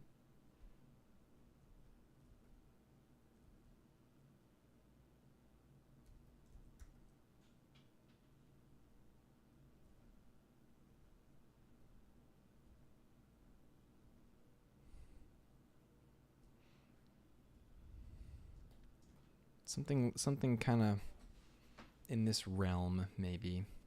So either that, this is feeling kind of weird actually. So we could do that, or check this out. We just say no to that one.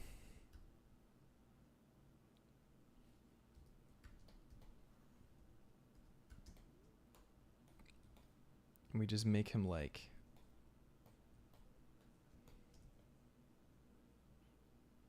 a this kind of shape.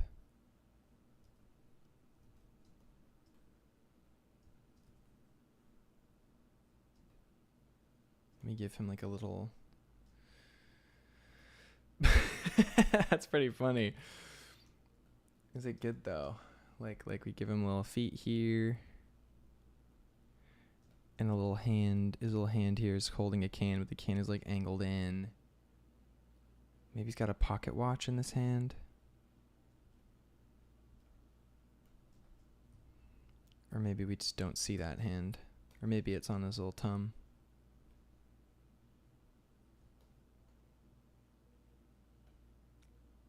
What do we think here?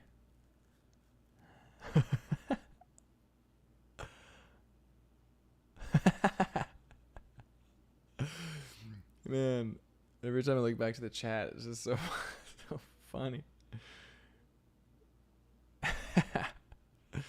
Cool.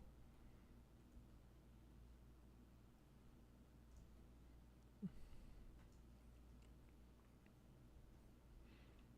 could do a little waistcoat thing. I feel like I'm like doing a soft anthropomorphization of like an elephant. That's kind of how it feels, like a fantasy-esque elephant creature guy. Well, let's just do it. Let's just do it how we've done it right here. So we've got a dude.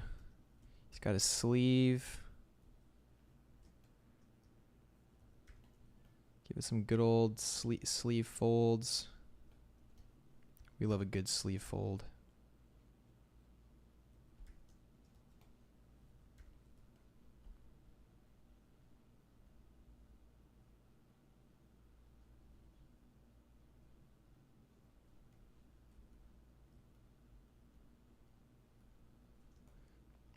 Yeah, there he is.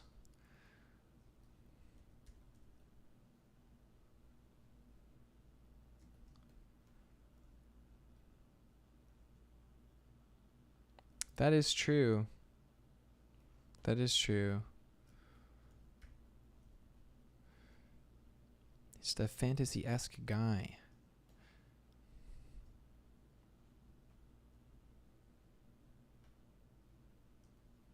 Someone's reminding me a little bit of like the something like something kind of Dark Crystal-esque even. But like in an uncanny way, you know?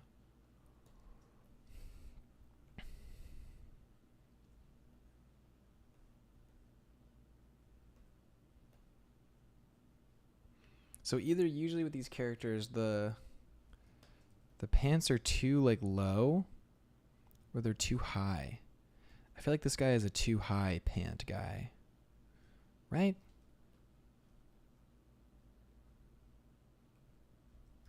That feels right to me.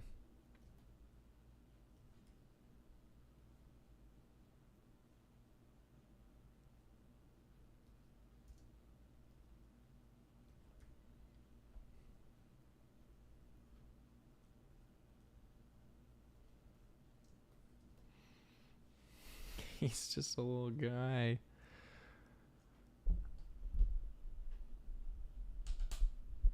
They did have elephants in the Lord of the Rings.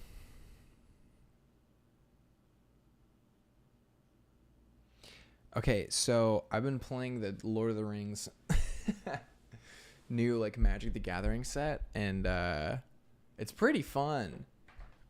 I started to play it and I just kept losing to the Nazgul, so I just started playing Nazgul, and now I've just been winning. I've been winning like every game. It's kind of made it boring a little bit. It's too OP.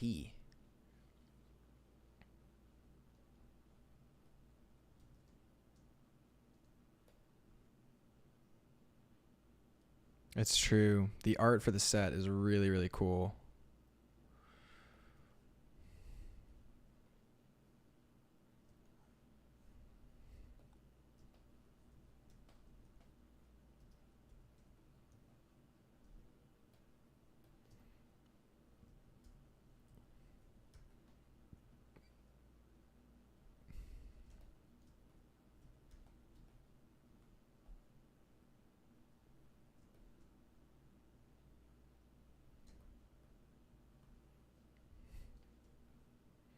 Yeah, when are you gonna come down from upstate, Colin? Gotta play some Magic, dude.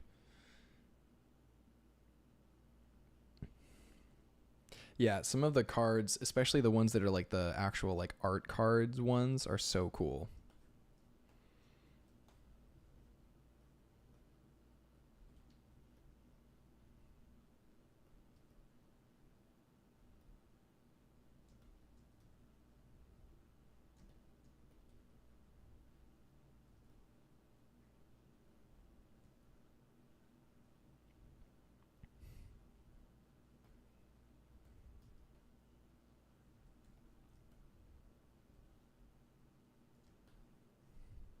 Hmm.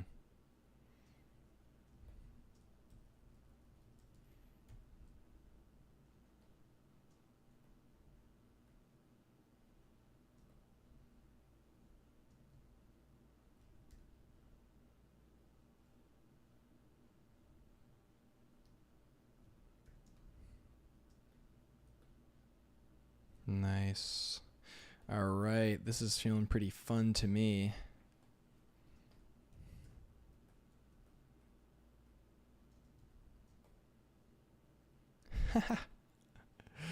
This is a little elephanty. Well, not really. He's fun. Just like putting lines down, man. Putting lines down is just very fun to do.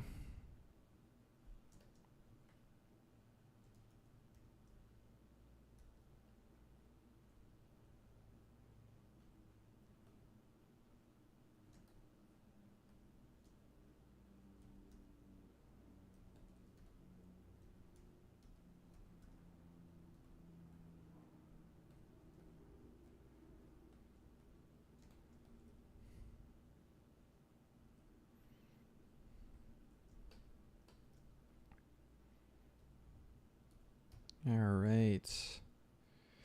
So I'm liking these shapes a lot. Got a weird kind of guy. The only thing we need to fix is this hand over here.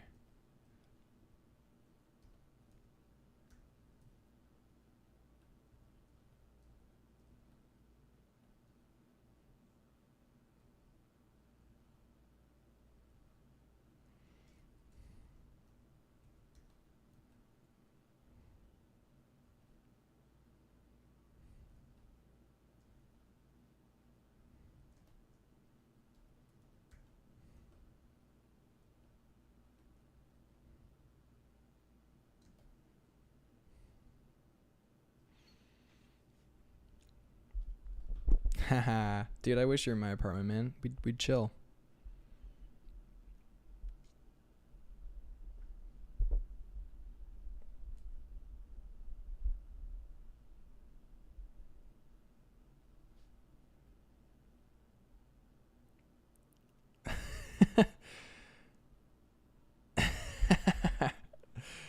Man. That's quite the sentence, Bugsy. Watching this and teaching your girlfriend how a sandwich caused World War I. I'm gonna need you to walk me through that one too, man. I'm a little lost just out the gate on that one.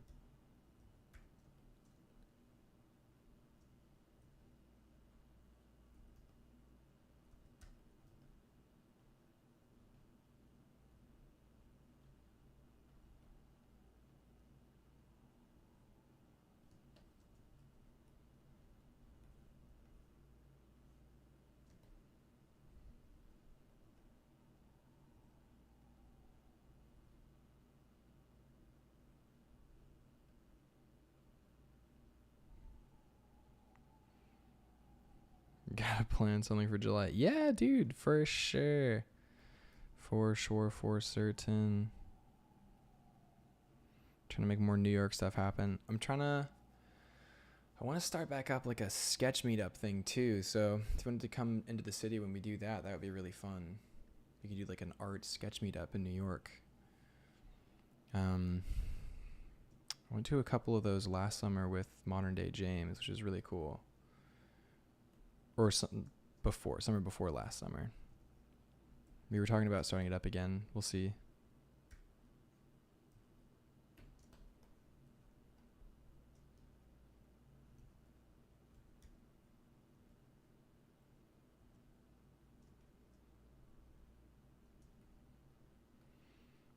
This is so strange, but I like him.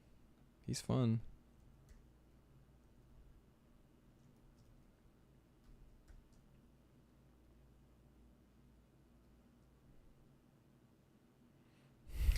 Cool.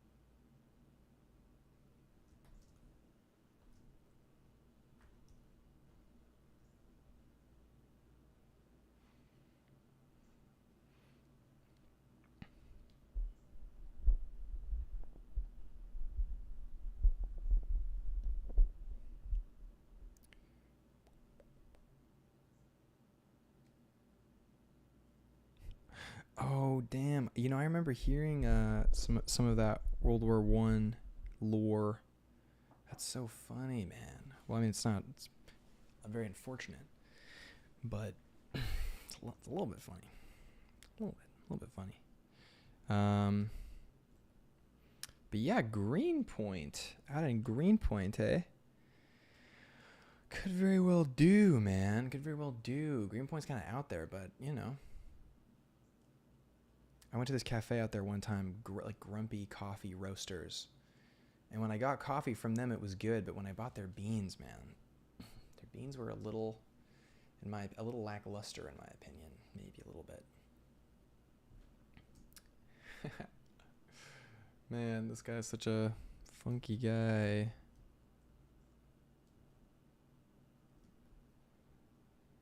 I love him though. This is a fun character. We gotta do his other ear behind. Yeah, there we go. It's feeling pretty good.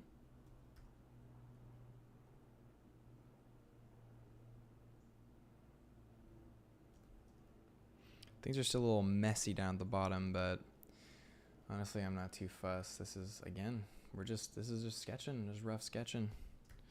Yeah, clean it up a little bit. Why not?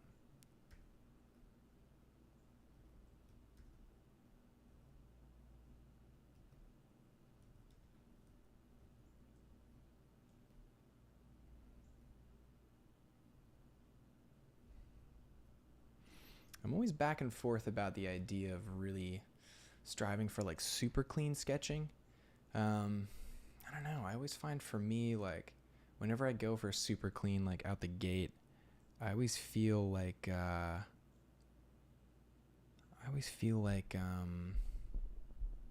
don't know.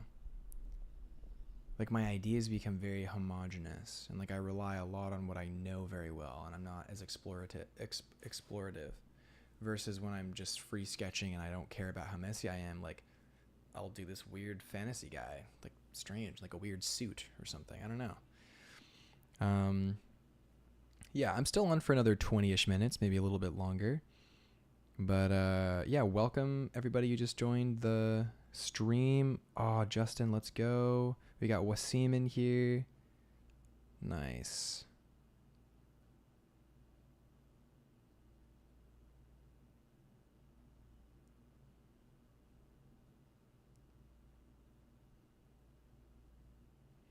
Oh my gosh.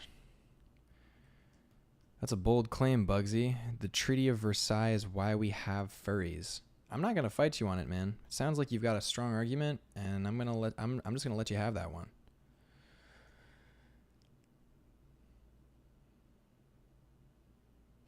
Oh yeah, well, you can always clean up on top for sure.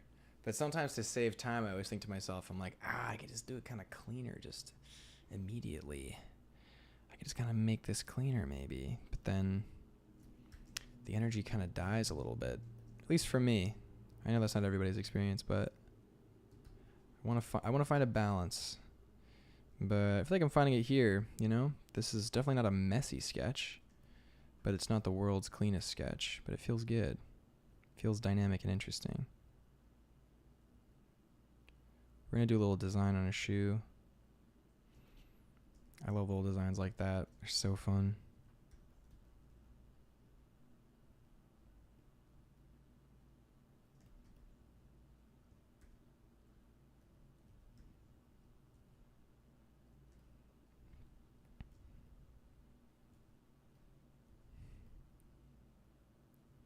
And on the back. Yeah, the sketching thing mostly for like client work too, because you want to be fast for clients.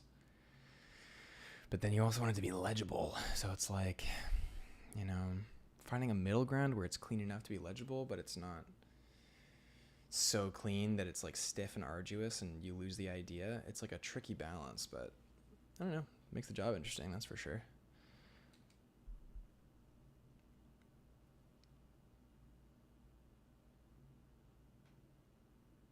Yeah, because, yeah, sometimes you are feeling it. That's a good point, Michael. Sometimes you're feeling the clean line. That's a very good point, sir. Very good point.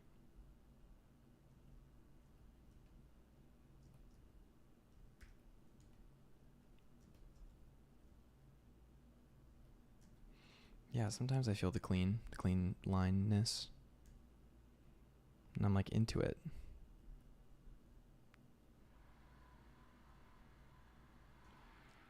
Oh. We got some construction sounds outside. Welcome to New York. I don't know if you guys can hear that. I'm very lucky though. I'm in a very quiet spot in the city, so really getting the most.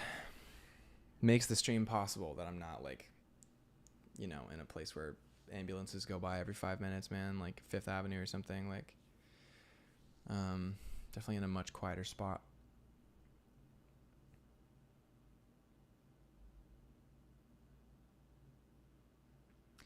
That's a great question, Willow. In terms of art making, do you ever get fatigued from digital art and just draw on pen and paper for a little while? Well, I'll tell you what, man. I like during COVID, I pretty much just went hard with digital, and I just almost fully transitioned, or I just went so hard because I was like, I need to work in entertainment. I need to get more work. I need to figure this out. And like, so I sort of like didn't even allow myself to do any traditional work because I was perceiving it in my mind as a waste of time. So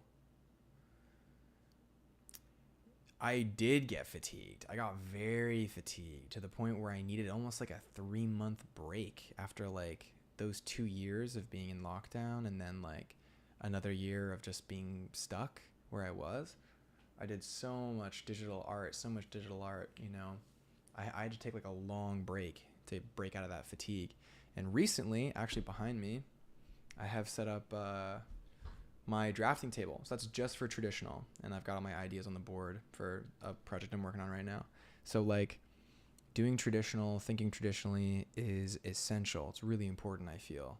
And for me, it's become a necessity because like if I'm not drawing traditionally and I'm only doing digital, the digital work suffers because it's like you get caught up with digital habits. But if you're able to draw traditionally a lot as well, then I don't know.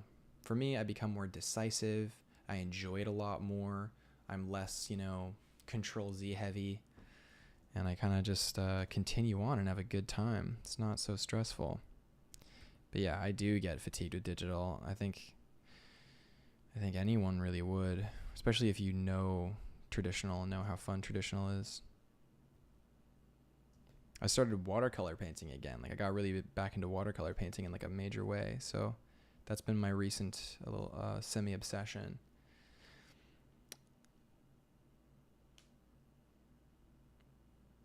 Yeah, that's so true, Michael. Skipping steps never really works. I've definitely fallen into the trap of skipping steps, like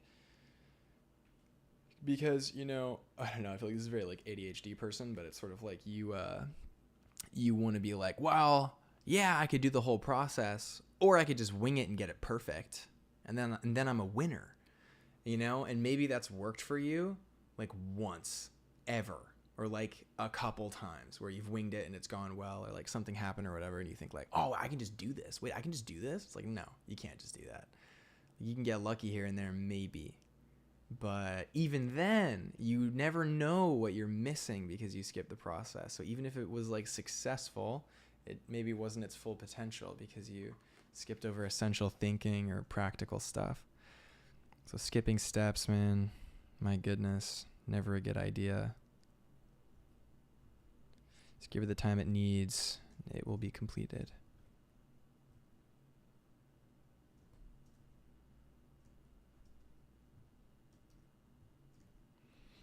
Speaking of, I think we can maybe slap some colors on this guy and call it a day, maybe. Maybe. I guess his other hand is just maybe in his pocket or something. We don't know. Or like holding a coffee.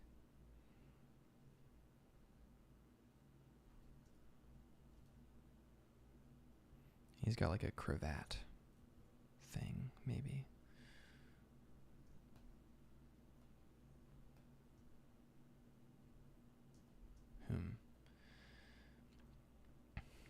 Cool question. I always wondered, how do you practice your shape language design? It's so cool. Hey, thanks, man. Shape language and design. Gosh. Okay, been getting this question a lot. I definitely am working on a workshop. So I'm going to do a workshop just on shape design. I don't know when, later in the summer and the fall, but specifically in shape design, because it seems to be a huge barrier for people learning it. Just off the top, one thing I'm very frustrated with is how people talk about shape design, because shape design is too broad of a term, way too broad of a term for what it encompasses. And you'll see like a couple videos on shape design and be like, oh, now I know shape design. Because you'll have a guy and he'll be like, oh, you want to do shape design? Well, if you want a friendly character, make him round. And if you want a manly heroic character, make him triangle shape. And they'll do this stuff, right? And they'll like talk about shapes. But shape language is so much more than just that. Like that's like macro shape design, character concept theory stuff. It's like, that's very specific. So one reason why, transitioning from illustration into concept art, the kind of illustration I did before was not realism at all. The kind of illustration I did before was like, I was doing like embellished, designs where I was doing like a lot of floral stuff like this, and like I would just run drills and just like do really funky, overlapping designs. I was really into Art Nouveau. I was really into like Mobius and all of that stuff. And I would practice just like how certain shapes would like flow into itself and into each other, like certain balances and stuff, and like the space between shapes, very abstract stuff, but you can apply shape design to so many different fields. It's so unbelievably broad. But like, how do I practice my shapes? I mean, I hear this a lot from Thomas Chamberlain Keane, who's a really wonderful artist, thinking about drawing a little bit like a calligrapher, where you're thinking a little bit more like a little bit more rhythm, a little bit more flow. But I definitely look for, man, like what the shape is giving you access to. Like really, like that's even too broad of a way of saying it. This is why I'm developing it, right? Because it's hard to talk about. But yeah, shape design, man. Well, let's just say in a character context like this, like just something like this, you can really make good use of relationships. Like, for instance, the relationship here with like the nose pointing up and the body pointing down, right? They're almost going on the same curve, but they have different things. So like you can play with that relationship.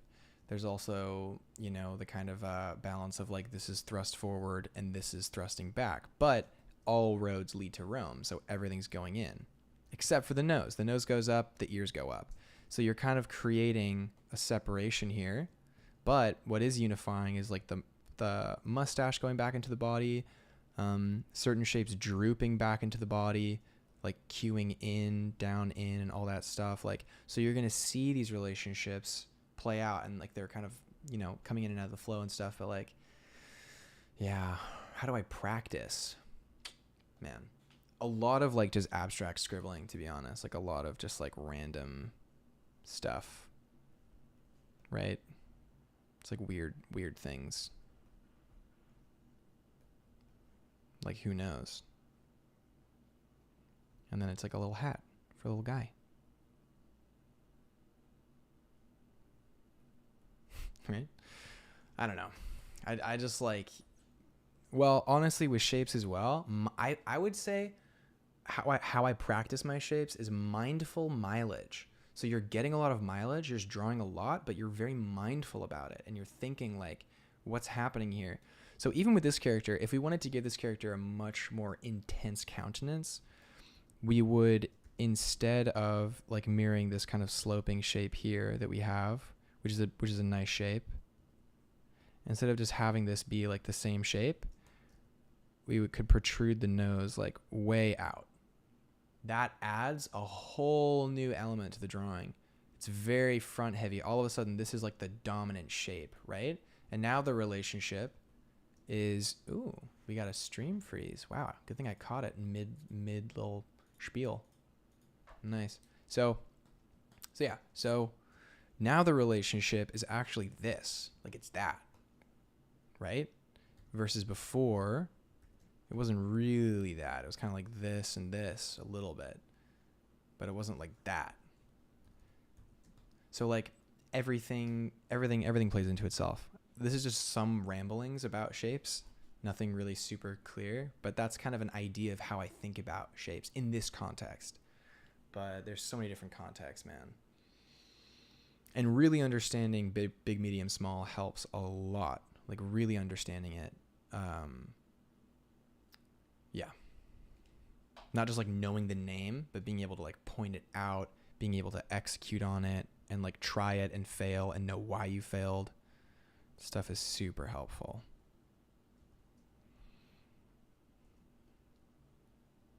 Yeah, no, for sure, man. For heckin' sure.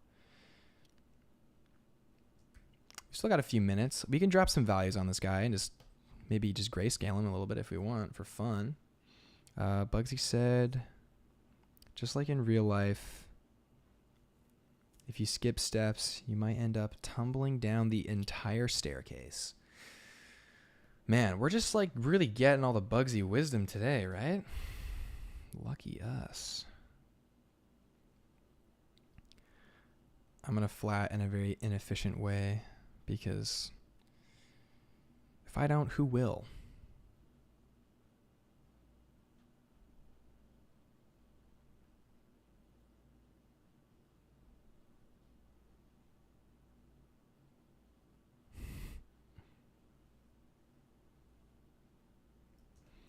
Cool. Yeah, shapes is something that I am very passionate about, but it's not something that I like actively studied and sought out. Like, I want to improve my shape design. I think it was just a strong interest, and I accidentally, almost like accidentally just fell into it being like a major focus in my work.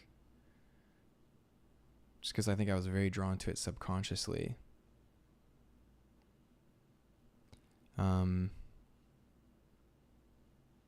But yeah, thinking like an illustrator, thinking like a graphic designer, learning how to think in those ways really helps you approach shape design. Also, I went to art school for illustration, but I didn't hang out with a lot of illustrators. I actually hung out a lot with the graphic designers. They were a little bit more hardcore about their study, and I liked that energy. So I hung out with them a lot, and that was really good. And I learned a lot from them about that kind of design. It was cool. Sometimes it felt like I was getting I was like doing a double major a little bit.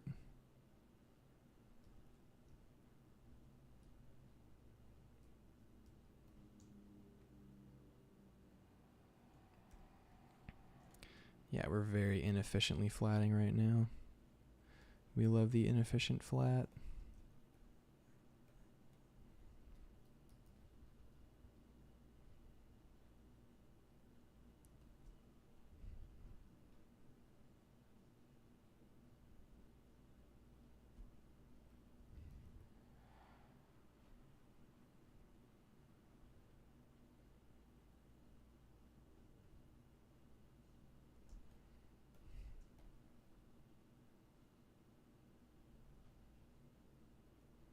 Yeah. Also with shapes, a lot of the times it's a lot more subtle than you think it is. And when people use examples for shape design, it's usually very like garish, like very intentionally like, this is shape. Look at the shape. It's like when people teach color theory, they'll usually go for very clear examples than very moderate examples. But I feel like you should also look at moderate examples too. Otherwise, you only relate those concepts with extremity. That's just a pet peeve of mine for like teaching art, is that people relate those qualities to only extremity, and then you see students and people who are trying to improve only engage in that kind of like extreme practice of those concepts, which you should do. Like when you're learning like the rule of thirds for photography, like do the rule of thirds, like do it, and then second nature, then you're just like framing things better subconsciously. You're not like always doing the rule of thirds exactly.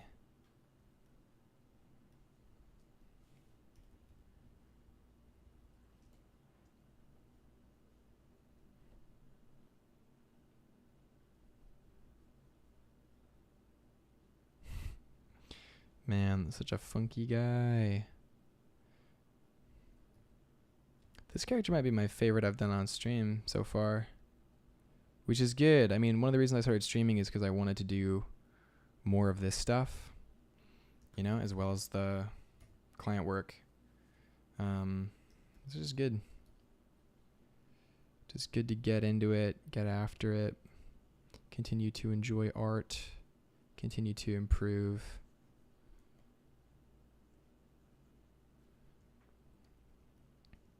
Nice. All right, so we're scheduled to wrap up in about, 3 minutes, but I'm going to run a little bit overtime. Just for fun. Just for funsies. Cool.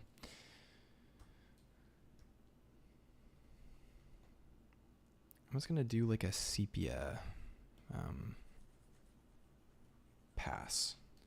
And with this kind of stuff, this guy's, I feel like the airbrush is calling me, man, you know? A little bit of airbrush never hurt anybody. And for doing the first pass of color, I feel like it's good to, you know, maintain some distance. Don't get so zoomed in. You can always kind of clean things up later. But you want to make sure you are granting yourself the opportunity to see the bigger picture. So I'm thinking he's a little rosy. A bit of a rosy guy.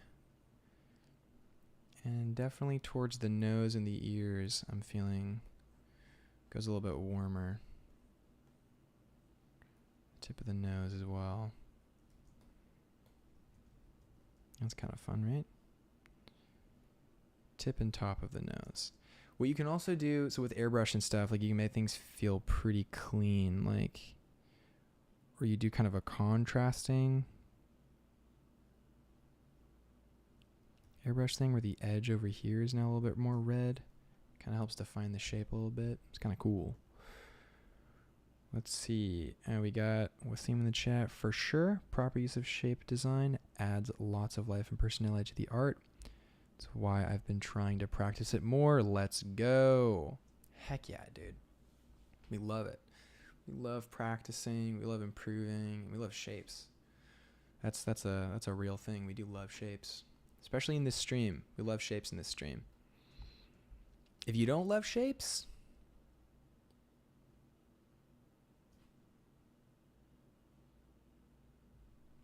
one of the moderators in the chat is going to get you if you don't like shapes.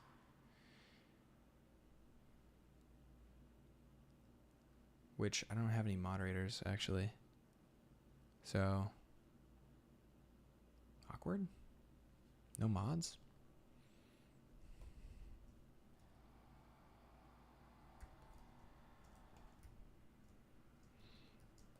Okay, we'll come back and we'll try more with the hair. For now, we'll just do a pretty simple flat for it, though. Thinking like a gray, but more of like a lavender gray. Yeah. That just feels right. It's nice when you're doing a character and it just feels right. You know?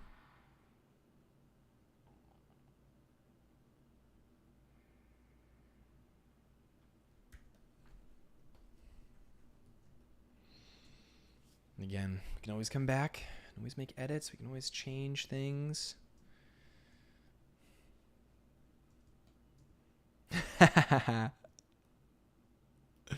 Patricia. So funny. Yeah, I do not have any mods yet.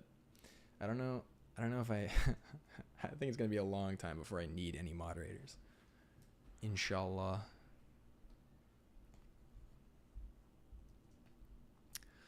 Okay, so for the suit.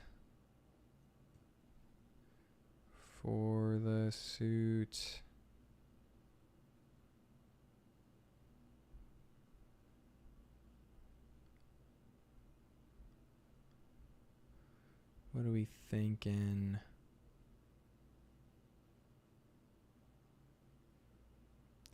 Because I genuinely don't know. Like, we could do gray. Gray's always classic, right? That feels pretty nice. No? Yeah. Honestly, Bugsy, maybe. Maybe.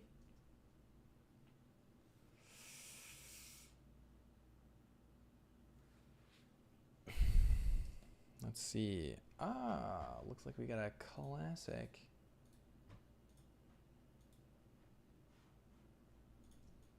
Stream glitch.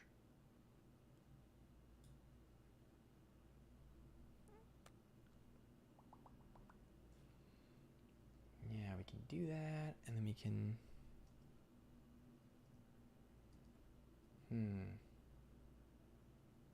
Yeah, it feels kind of nice. I wonder if like a green would look good. Like has his little waistcoat. Little green waistcoat. Right?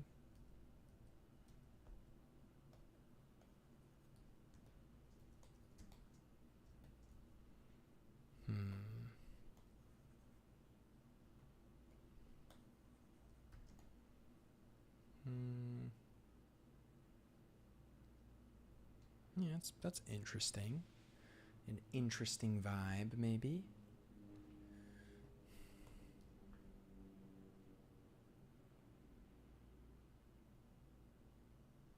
His pants, honestly, we can probably just do him the same.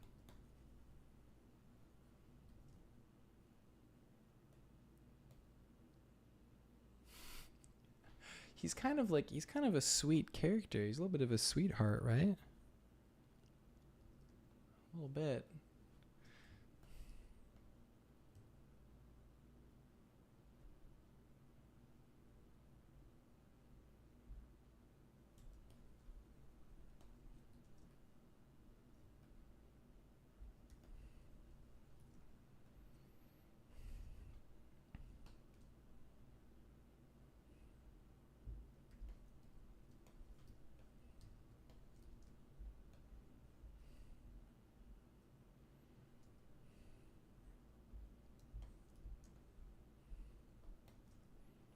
Cool. Airbrush is fun. It's very just like loose.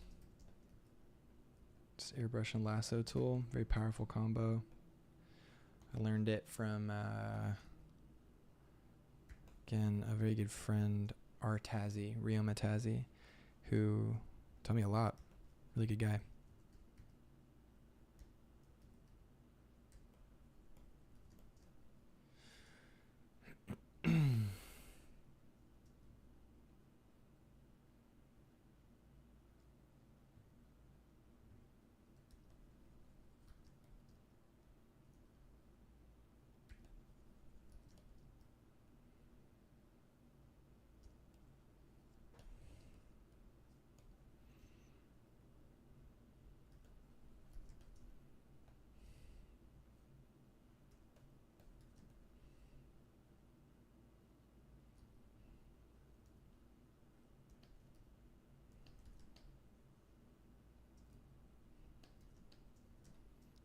Cool. I want to vibe and not be responsible. I feel that, man.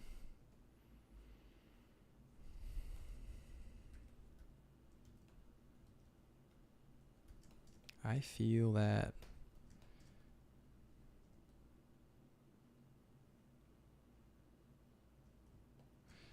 Cool. I feel like we can make his shoes green too. That'd be kind of fun.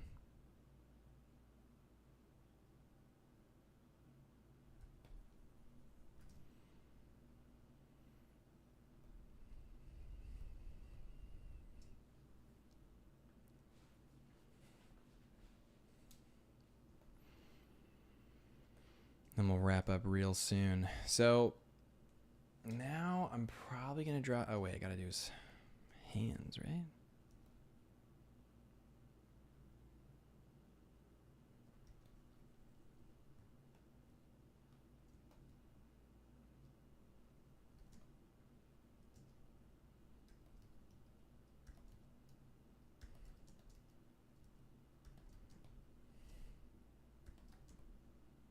Cool.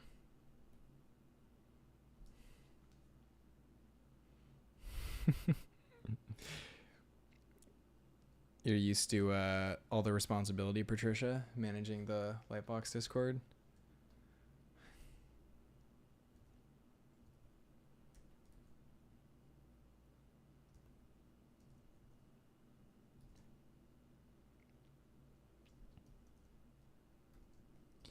Yeah, I guess you've been doing it for a long time. I guess it would feel pretty normal by then.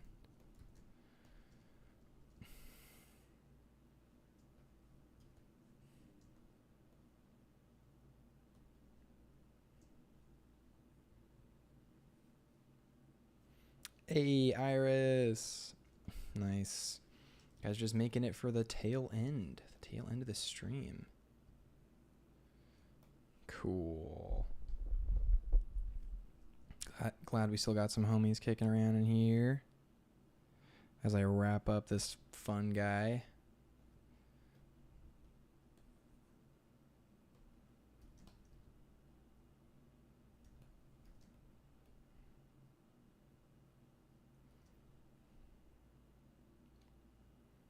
Aw, thanks, Patricia. I appreciate that, actually.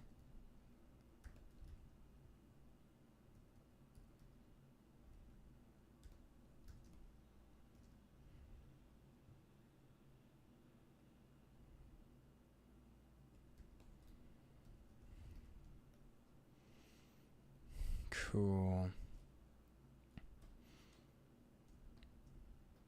So we're just going to do a simple, just a multiply layer for shadows. Nothing too crazy. I think we're going to go for some fun, warm shadows.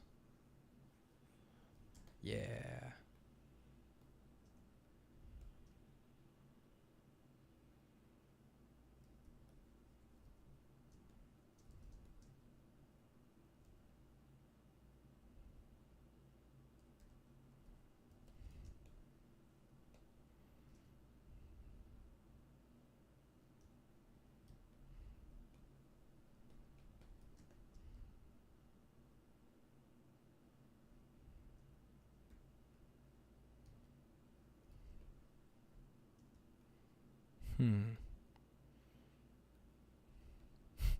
Fun guy. Yeah.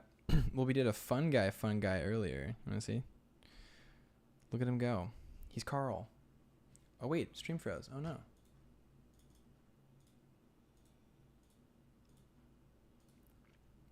Look at him.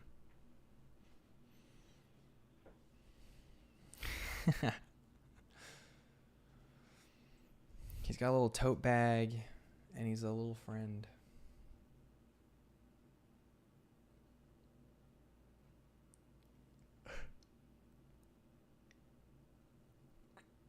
Man, after I finish up the colors on this guy, I am so ready to make another snack and have early dinner, late lunch.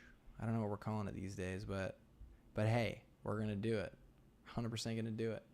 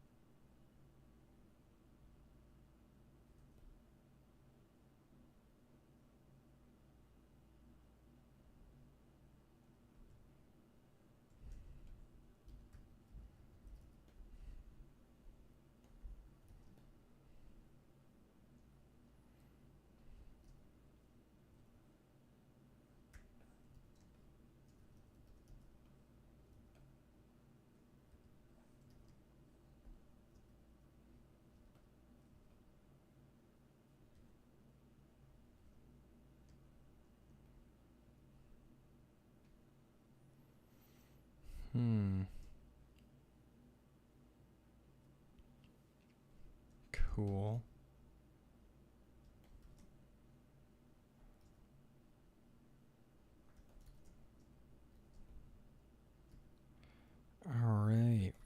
Just a little bit of, we're not going crazy with the shading.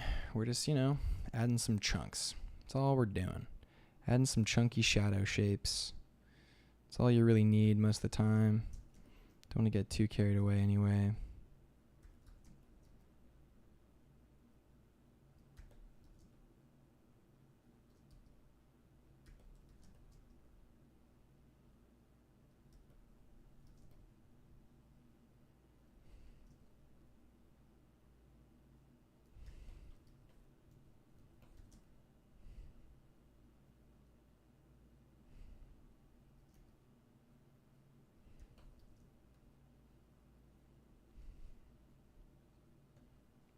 Cool.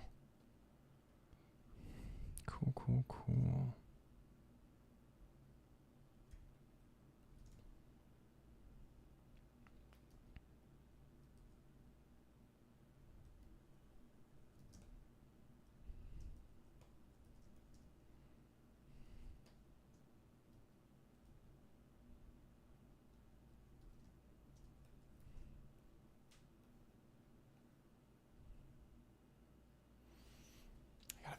I gotta fix my camera angle in the future so it doesn't clip off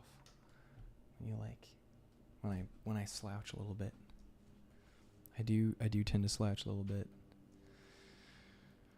Man. Oh, looks like we got a little freeze again. Sick. Cool.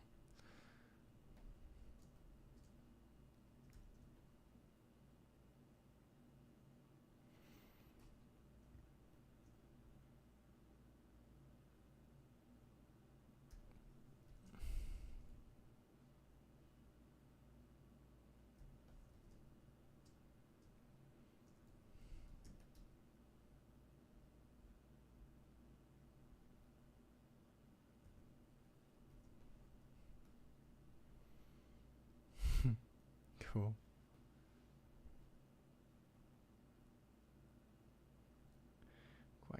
We got quite the dude here.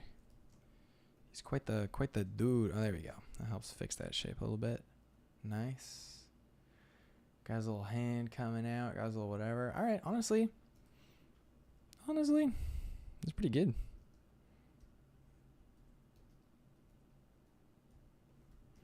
I mean, we could probably do a little bit more with the colors and the shading.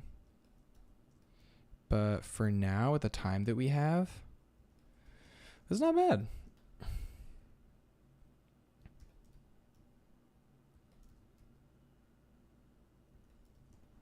Not bad at all. Cool.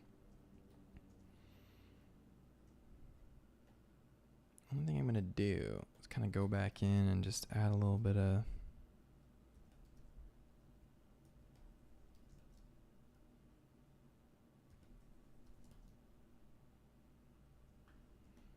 A little bit of brown in there, a little bit of brown in here.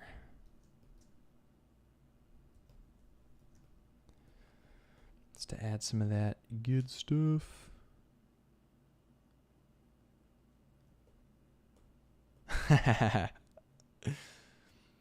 Don't worry, Bugsy. I'll fix my posture someday.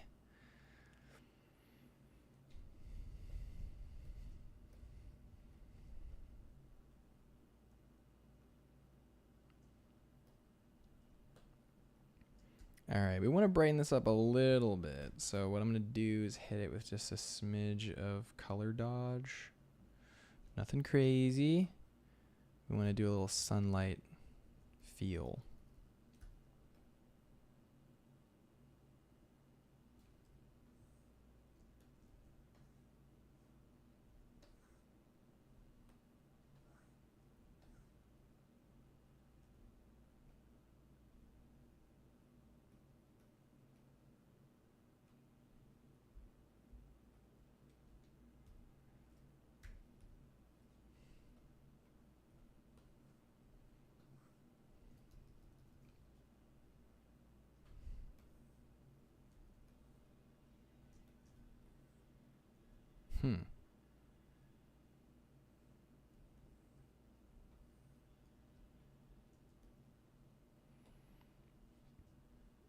I'm just going to mask some of it out.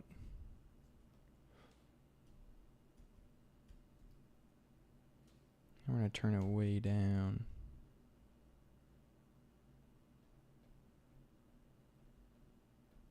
Do we like that? Is that good? Let's try a different color.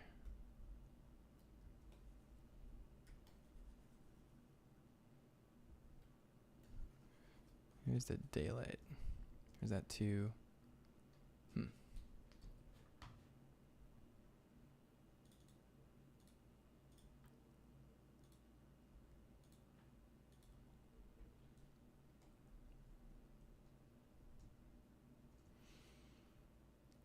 Yeah, honestly, feeling good, man. Feeling pretty good.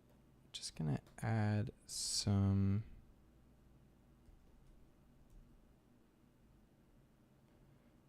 shadow.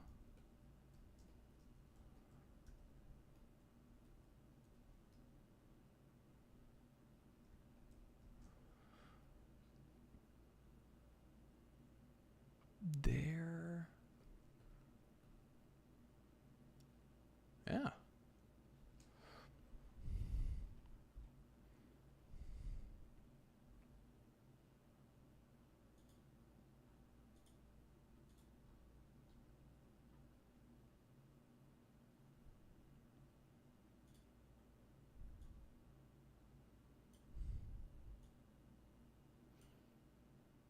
Give a little bit more contrast. And we'll do our friendly noise layer trick. And then we'll call it.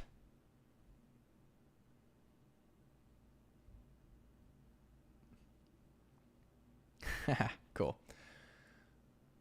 My girlfriend just asked if it was a sword cane. I'm tempted to say yes.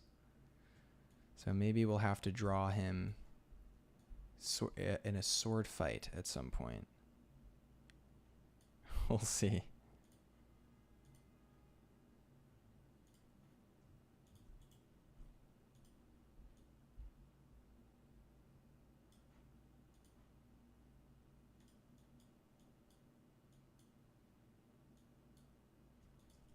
We just want a little bit of tooth. Makes the character a lot more friendly. Got a little bit of tooth. Last things last. We can group it together.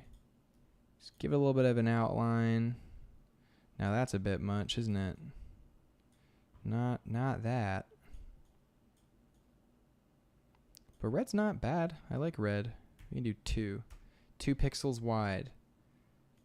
And turn the opacity down a little bit. Just a little bit. It's like a faint glow. But that, again, helps seal the shape.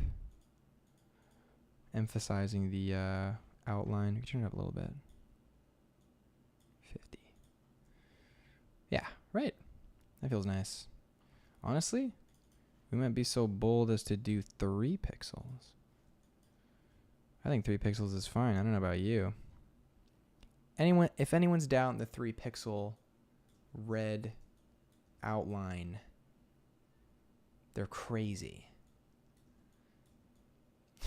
Cool. All right, I'm just looking at a couple mistakes I want to amend. As per usual. Fix that shape there.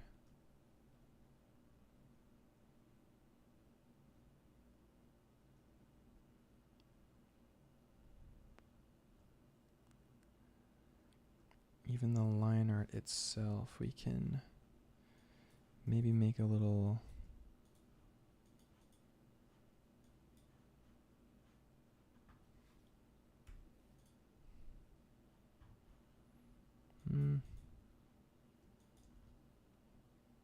Yeah, there we go. And we'll come back in. We'll do some magic. Maybe we'll work on this character more in the future. But for now, he's pretty fun. All right, guys.